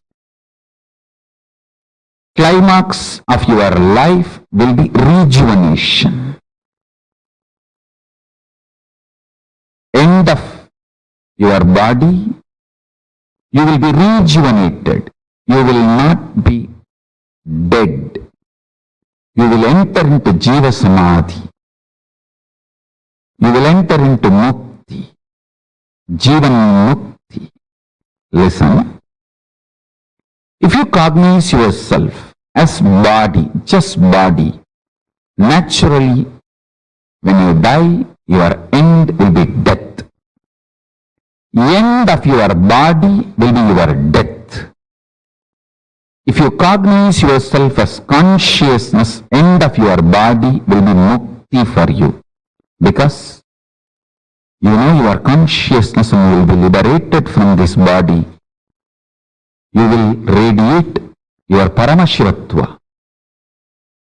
End of your body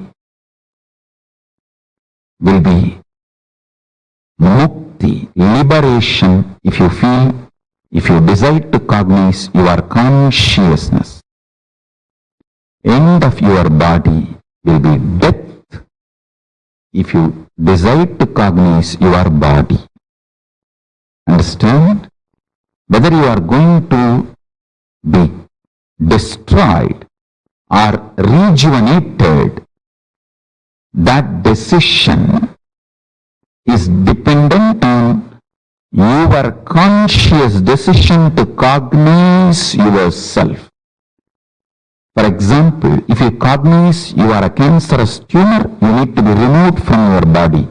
If you cognize your body, removal of the cancerous tumor will be liberation for you. If you cognize you are a cancerous tumor, when the surgery is done, you will feel you are killed. If you cognize you are a body, when the surgery is done and the cancerous tumor is removed, you will feel healthy. Which side you decide to associate yourself decides whether you are going to be killed or rejuvenated at the end of your life.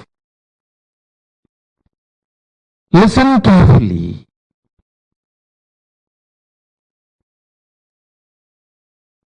With this consciousness, consciously cognizing, if you start living intensely, if you decide to live with this conscious cognition and start deciding intensely, start making conscious cognitions intensely,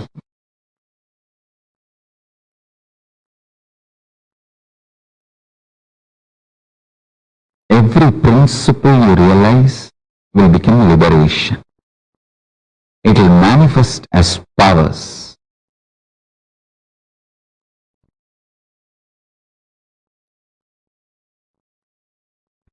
Shaktipada, initiation from the master, electrifies your body, Kundalini Shakti, your physics, and makes the alchemy in you, and makes your biology alive to manifest powerful cognitions into powers. The pure science into applied science. Pure science is the principle of time, Kala Tattva. Applied science is ability to play with time, stop the time or move the time and change the time. Understand? Powerful cognitions, when they are cognized with initiation, they just become powers in you. I want all of you to internalize this one truth today. Then I will lead you step by step, step by step.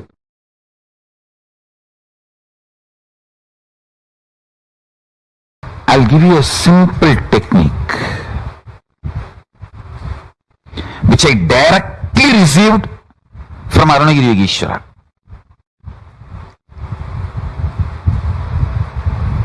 See, Arunagiri Yogeshwara is like literally my uncle, a very friendly, sweet uncle with whom you can tell everything. I'll tell all the gossip stories of Tiruvannamalai. It's not that I had only serious talks with him about enlightenment, cosmos, prapancha. No. Many times I will go and tell, I heard this person is having that person as a keep, and this person ran away, or that person died. All these village rumors, gossips, I will go and report to him. Once I was reporting a death which happened in village, local village, to him, and said that a lot of people have gathered. This elderly person is dead. So slowly conversation turned towards death, and I asked him exactly what is death and what is its impact on the life.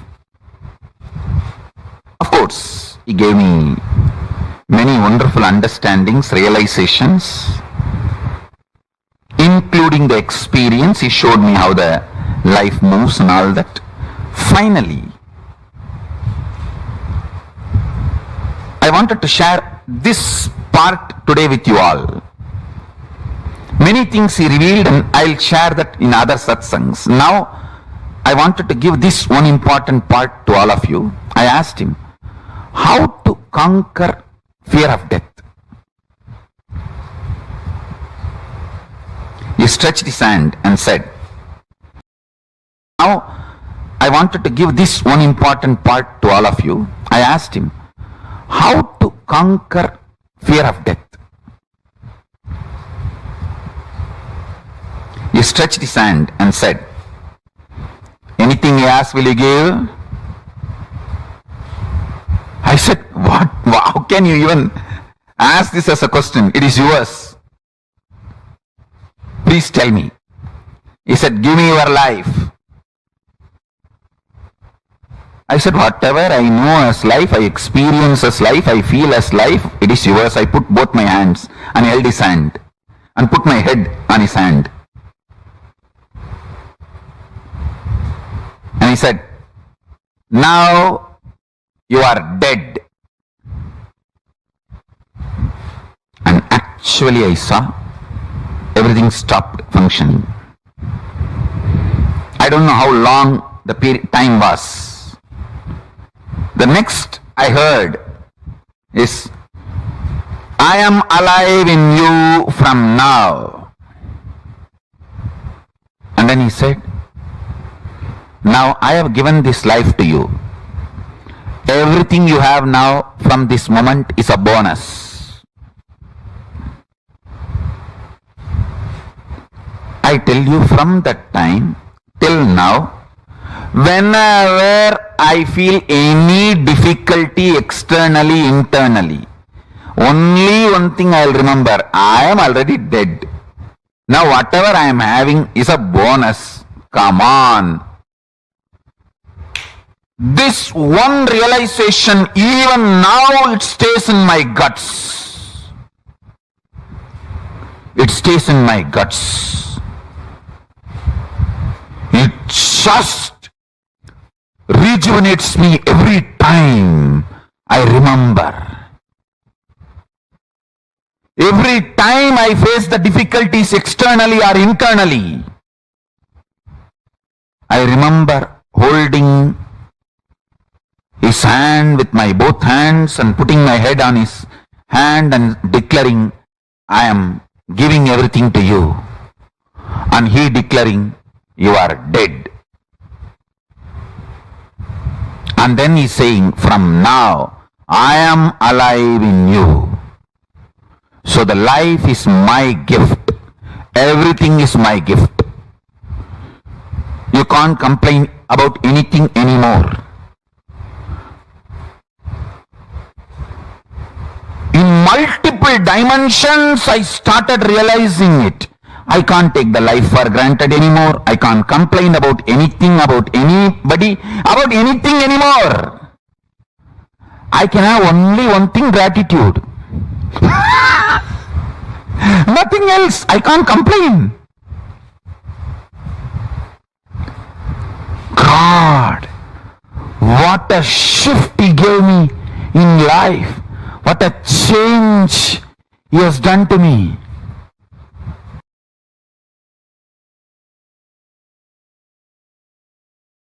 A girl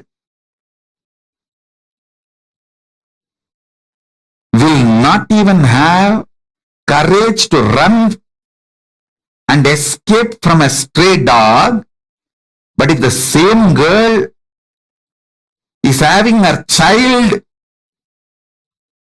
with her, she will fight with the lion, tiger to save her child, because the responsibility is due to love. Love triggered responsibility is an ecstasy, joy, not load. When you know all your struggles, he is struggling, you will take responsibility supported by love. Intense love triggered responsibility is ecstasy. If you understand this example, you will understand what I am saying.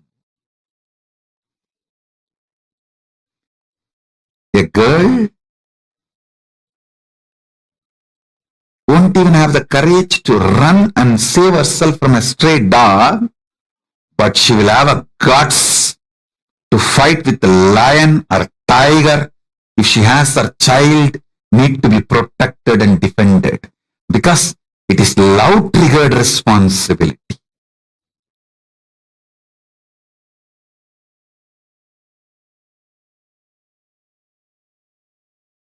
If you start contemplating, cognizing, doing samyama on this powerful cognition, have only Paramashiva as internal external dependency. Do not have, believe, think you need to have any external internal dependency other than Paramashiva, your consciousness.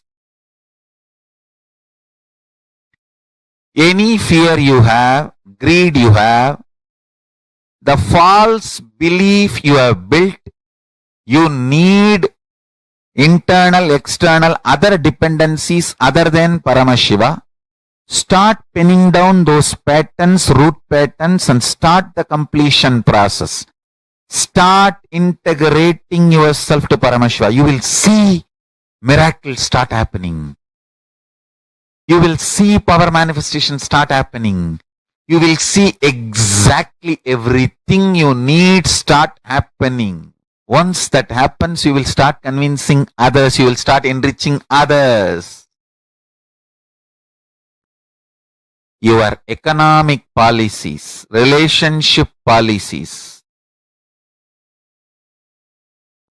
everything will be integrated to your Paramashiva Tattva, consciousness,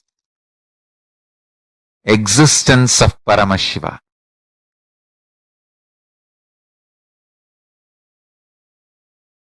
I am telling you, if you start doing Dharana, Pratyahara on this truth, hundreds and hundreds of truths will be revealed to you. Lot of delusions will start getting destroyed. Have matured conversation with yourself. Do this work. Do this as a homework. Then you will understand what I am saying. Then you will understand what I am saying.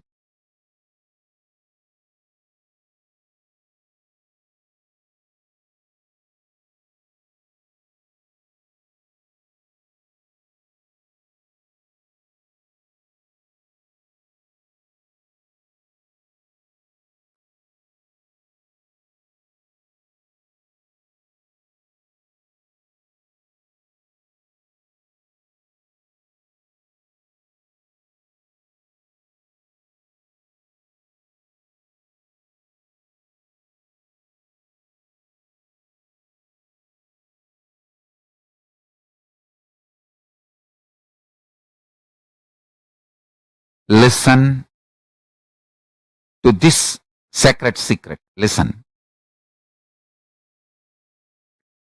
Initially, when you put this idea into you, you will have too much of resistance, anger, guilt, fear, too many things coming out.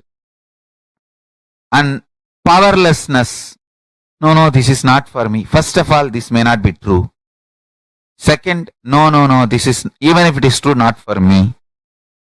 No, this may be true for the people who don't have to work for their food and paying the bills. No, maybe it is true for the people who are sitting in Kailasa and enjoying the happy, free life. All kinds of thought currents will come inside. Sit, have a little patience, listen.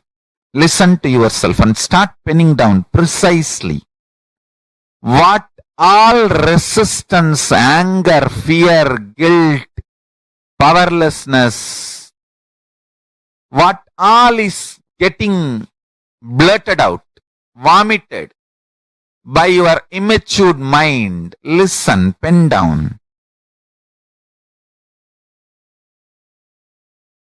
Do completion 2-3 times. Sit with mirror. Actually, I tell you, if you sit with mirror and chant Mahavakya and do completion, you will see me in the mirror. Then all your patterns are complete. Till you see me in the mirror, do completion with the mirror. Your form will disappear and my form will appear there. Till then, sit in front of mirror and do completion. Understand? This is the initiation I am giving to all of you. Sit in front of mirror, pen down all these patterns and fears and everything. Intensely chant Mahavagya and see the mirror and start reliving this pattern, start completing. You will see me appearing in the mirror and making you completely complete and making you manifest powerful cognitions and powers. Till I appear in the mirror, continue completion. And I tell you, I will really appear in the mirror and make you complete and make you manifest powers. When I say, I mean. Just sit in front of the mirror and declare simple integrity to me. Start chanting Mahavagya and remember this powerful cognition, today's cognition. Pen down all the incompletions, fears, anger, guilt, impossibility, patterns which tells you, no, you need to be dependent internally, externally other than Paramashiva. Pen down all of that.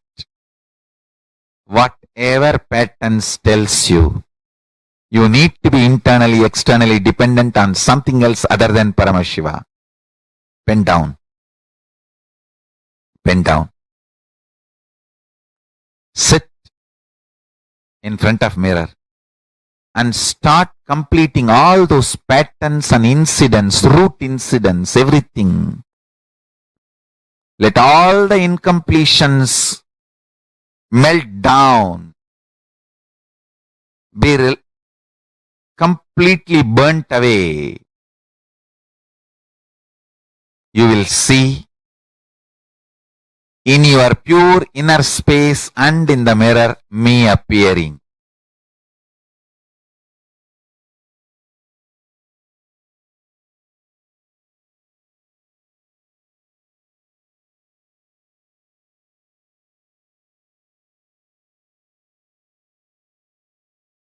Paramashiva and Parashakti's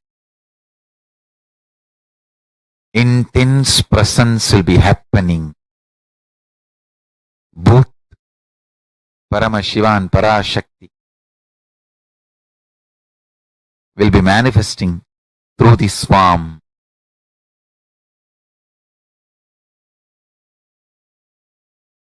And blessing you, making you completely complete and making you manifest the powerful cognitions and the powers. I bless you all. Let's start this homework today.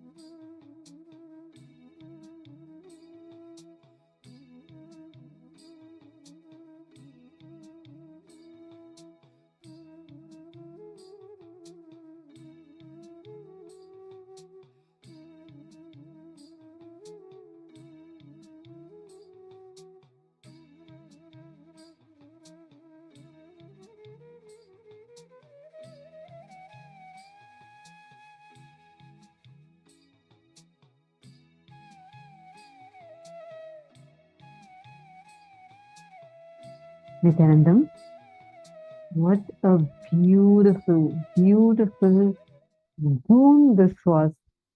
Oh my God.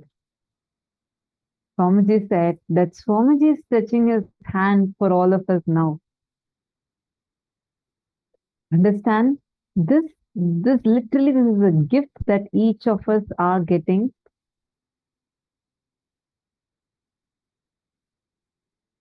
I request all the participants, take a moment now. I request all of you to post what exactly you want to declare.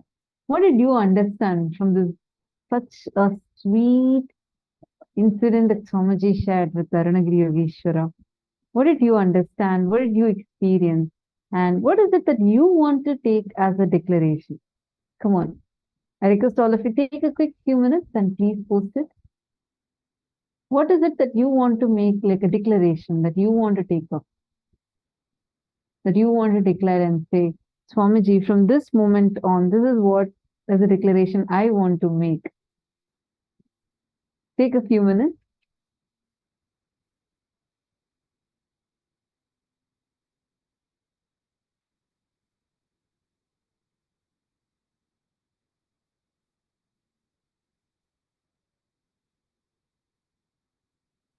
All of you can make that as a declaration now.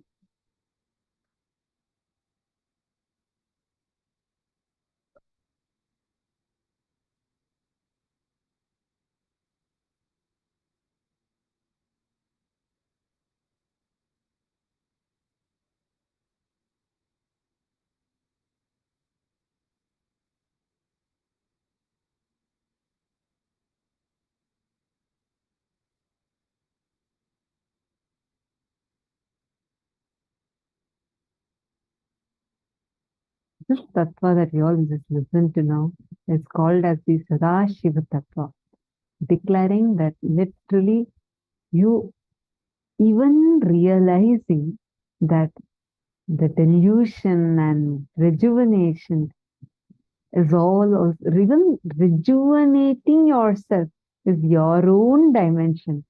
What a boon, what a blessing. Taking the declaration, making the declaration that from this moment on, declaring that you are dead and only Paramashiva is alive in you, only Swamiji is alive in you. Wow. This is the Sadashiva Tattva. How many of you felt like literally you're getting teleported there to the experience that Swamiji was experienced with, what he was sharing about? See, today, the boon, the blessing that Swamiji has gifted to each one of us, just phenomenal, like incredible. Swamiji has Sadashiva Tattva is knowing even death is your own dimension. When you know destruction is one of your dimensions, it becomes rejuvenation. When you know you put yourself in delusion, you get out of delusion. Start making this conscious cognition intensely. Every principle you realize will become a liberation for you. Just understanding that, see, as long as we think someone else is the reason for our suffering, we go on being in the suffering more and more and more. The moment you realize even death is your own dimension. Can I request all of you to post your understanding? What did you understand as death being your own dimension? Becomes rejuvenation.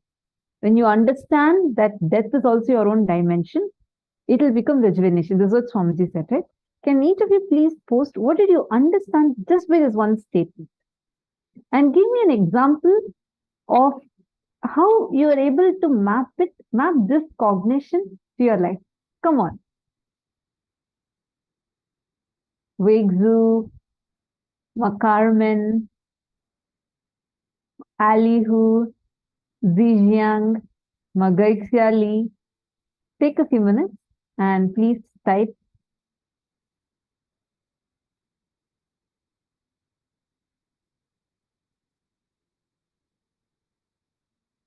Ma Gokila Devi has posted, last 2 days I've been watching people who are sick and old. They're going to hospitals, consuming medicines, and they're not getting any better. I realize I only need Bhagwan as my insurance for better health, wealth, knowledge, security, and more. Understand, Ma Gokila, making this declaration that from this moment on, I am dead. The declaration Swamiji made to Arunagiri Yogeshwara, making that and taking Swamiji not just as their first priority, but is the only priority, will shift your inner space so powerfully. You will not have even the fear trying to cross in your inner space. I understand the powerful cognition you have posted. I just wanted to add to what you have posted. Just cognizing, so that is what when Swamiji says, right? Cognizing that death is your own dimension makes even death as rejuvenation. Come on, all of you, there's just so many of you, Ma Indra, Ma Bhilasha, Ma Yogamalar, Ma Susan. Can I request all of you to post? What did you understand by this one statement? When Swamiji said, cognizing that death is also your own dimension, makes death as rejuvenation. What did you understand with that? I'm just going to show you all the powerful cognition for a brief few seconds, few minutes. Read this, cognize, contemplate it for a few minutes, and I request every one of you to post your understanding. Come on.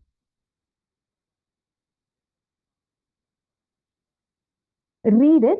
You can see, even the people who have already posted, you can add to it.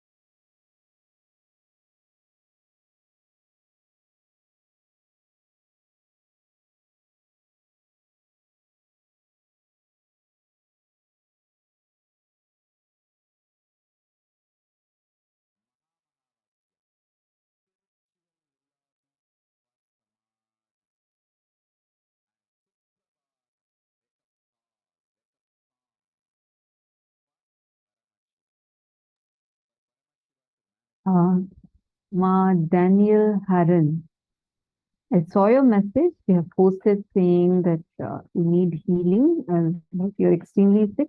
Don't worry. Please make sure you take care of yourself with all the right things that are needed for you. And if you wish to have healing, our support desk team is right now going to be reaching out to you and supporting you with providing you with the spiritual healing service.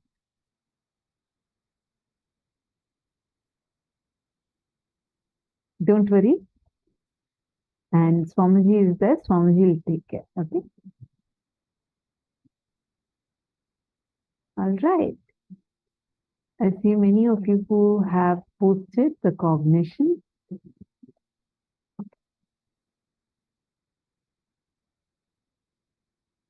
When you believe yourself to be your consciousness, then you're rejuvenated. Then your body dies. If you believe you're the body, then you will experience death. Okay? I exist beyond death. Okay? My old, I rejuvenated and replaced with Paramaśiva. Okay?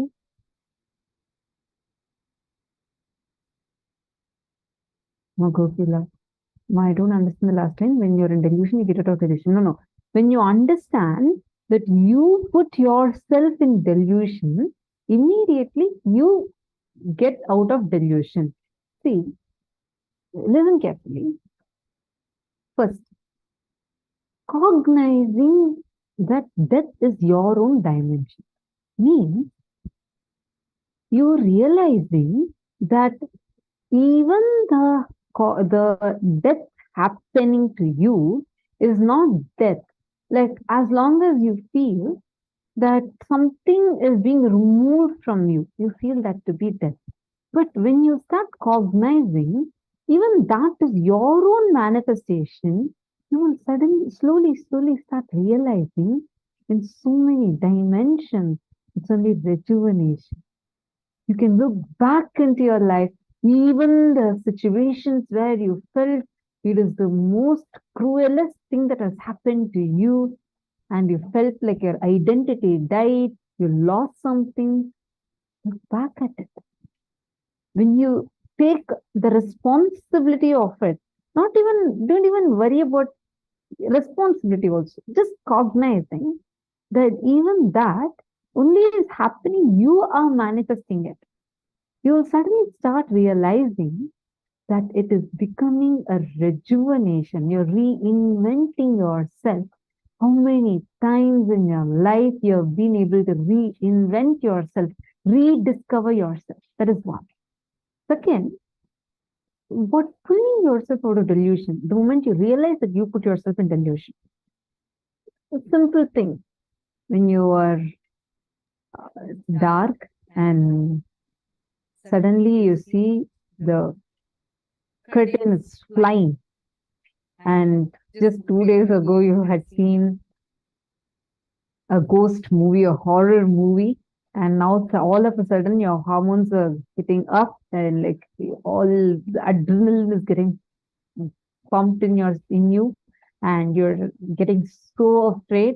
You start feeling that there's a ghost. That's why the curtain is dangling like that. It's probably fraction of a second, but that time you experience a serious fear stroke. Like literally, you go through a strong fear that just hits you. The moment you realize that you are imagining that there's a ghost, you just turn on the light, everything will be all right for you. And or you will sit and just complete that fear. Again, this fear is not going to surf up again. The remembrance that you are the one who's putting yourself into the delusion is powerful enough. Just the remembrance is powerful enough. It'll pull you out of the delusion. How many times you realize? Sometimes you make it as a huge issue for no reason at all. The moment you realize that you are the one who's creating it, it would be a simple thing. Swamiji said, actually this happened. A couple came to Swamiji, and this husband came to Swamiji, and like that guy is telling Swamiji, I really want to divorce my wife. I just want to divorce this. This relationship is going nowhere, Swamiji. I just want to divorce. Please bless me to divorce with my wife. Swamiji says, no. See, first what happened? And this guy is telling Swamiji, you do not know, my wife is conspiring to kill me, and she's completely against me, etc., etc., etc. Swamiji calmed him down and asked what exactly happened. The guy said that when we were getting married, from that time on, she's conspiring against me. Today also she conspired. That is why she she did not put enough sugar in the coffee, and the coffee was so hot, and she served it to me, and she wanted me to pour it on myself, and then she can use that to even kill me. So Swamiji explained to him how he is putting himself in delusion and how he is collecting various different incidents and linking it. And then the guy got completion with his wife, and his relationship got back to stability. But that same thing is what all of us are doing in our life. It may sound funny, but for one coffee, sugar not being enough, he wants divorce.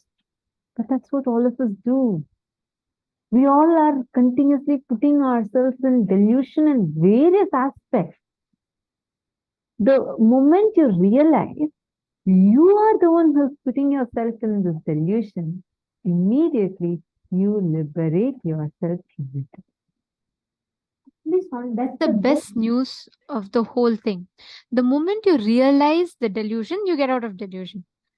See, it's like this. A best example. Let's say suddenly your house is stinking, okay? It starts stinking so bad, and you're trying to find out, find out where is the source of the smell coming from. And it's stinking. You go and search everywhere. Finally, you find out that there's been a pile, like a garbage bag, sitting right under your bed, and that is causing the smell throughout the house. What do? After that, it's simple. Just take the garbage bag and chuck it out of the house. The process is difficult only as long as you don't know the source of smell. So, what you need to spend your time on is finding out the source of smell. That is a little difficult process, but the moment you find, it's just taking it and throwing it out. That's all. That is, the blind spots is something similar.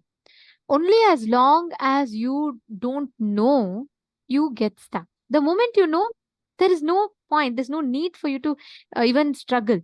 It is just simple and straightforward. That's all.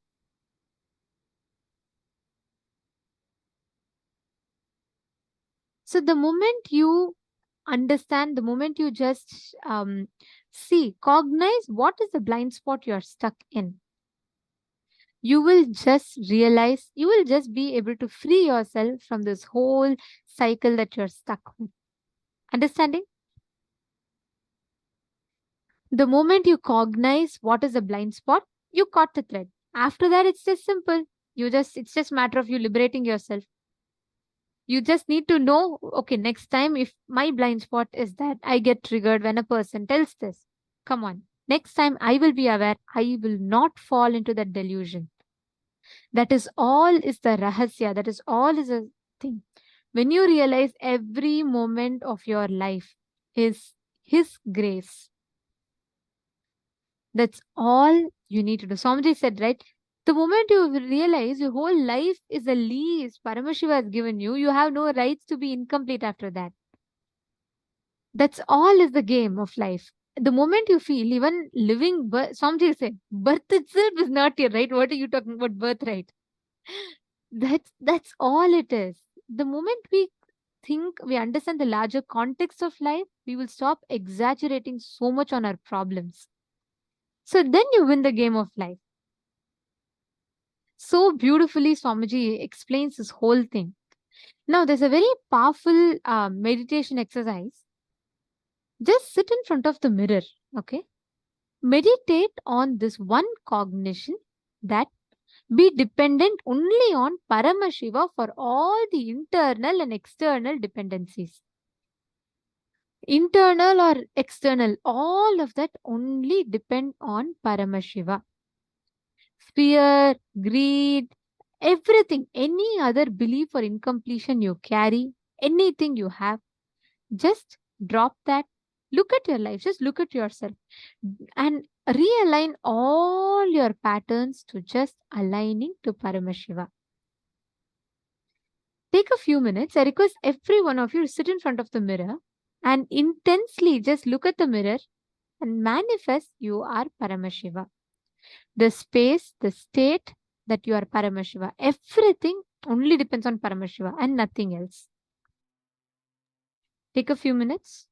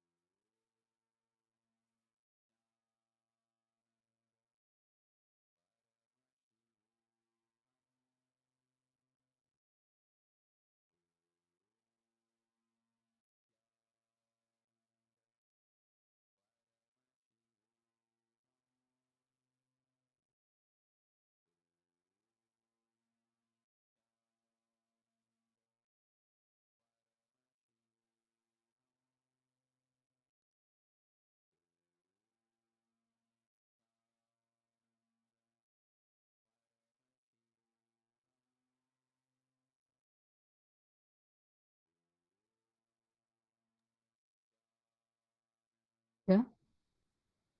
And connect. Remember, revisit the cognitions that Swamiji himself revealed. Intensely gaze into the mirror.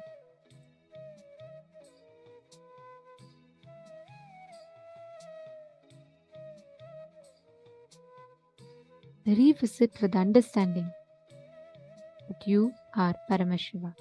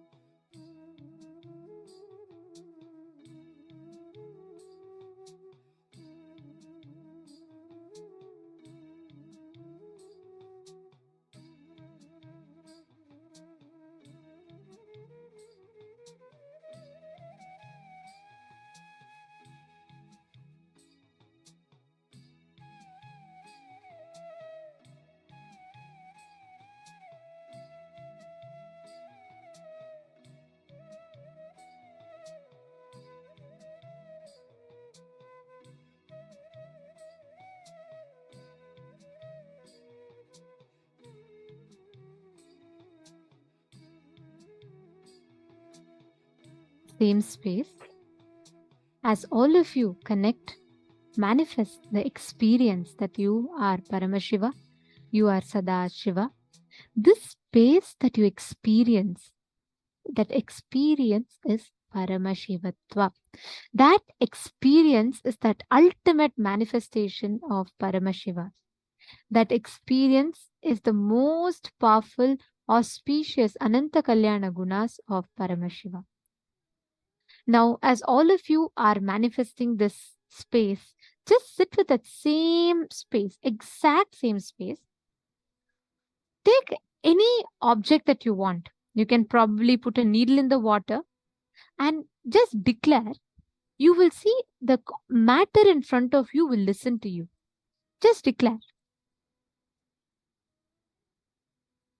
In this space, just declare. Choose any object that you want. Place it in the matter, place it in the water, place it in the water, and just sit with that space and look intensely as Sadashiva, as Paramashiva. Just see how you will manifest this experience inside of you. Let us all start the manifestation. Please sit straight. Any object you want, you can simply keep it and move it. Needle, rice grain, blade of grass. Just sit, but make it as a conscious decision in you. Don't get stuck in any delusions. Understand, any cognition that convinces you can't is a delusion. Simple formula. So don't get caught in delusion. Just continue to manifest intensely in the space of Paramashiva, Paramashivatva. Please start. Paramashivoham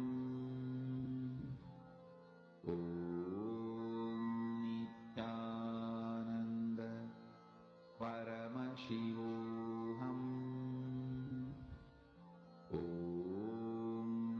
Nithyananda Paramashivoham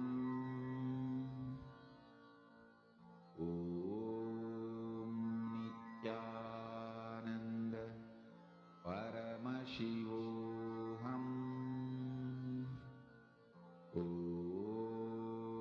Nithyananda Paramashivoham Nithyananda Paramashivoham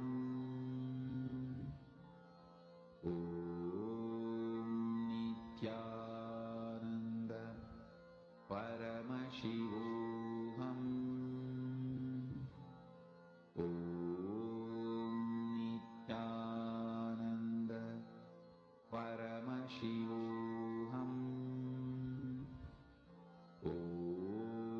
Nithyananda Paramashivoham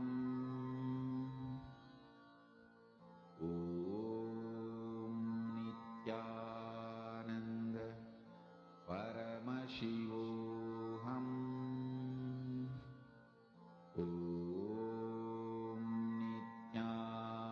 Nithyananda Paramashivoham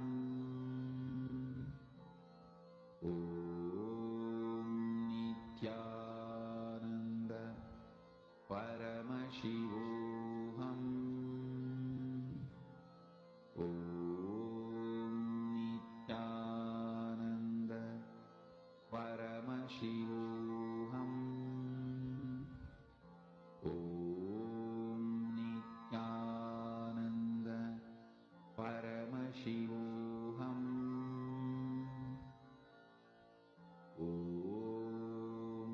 Nithyananda Paramashivoham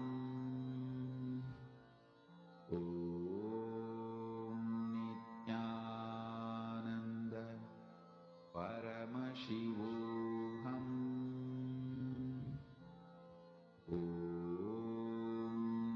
Nithyananda Paramashivoham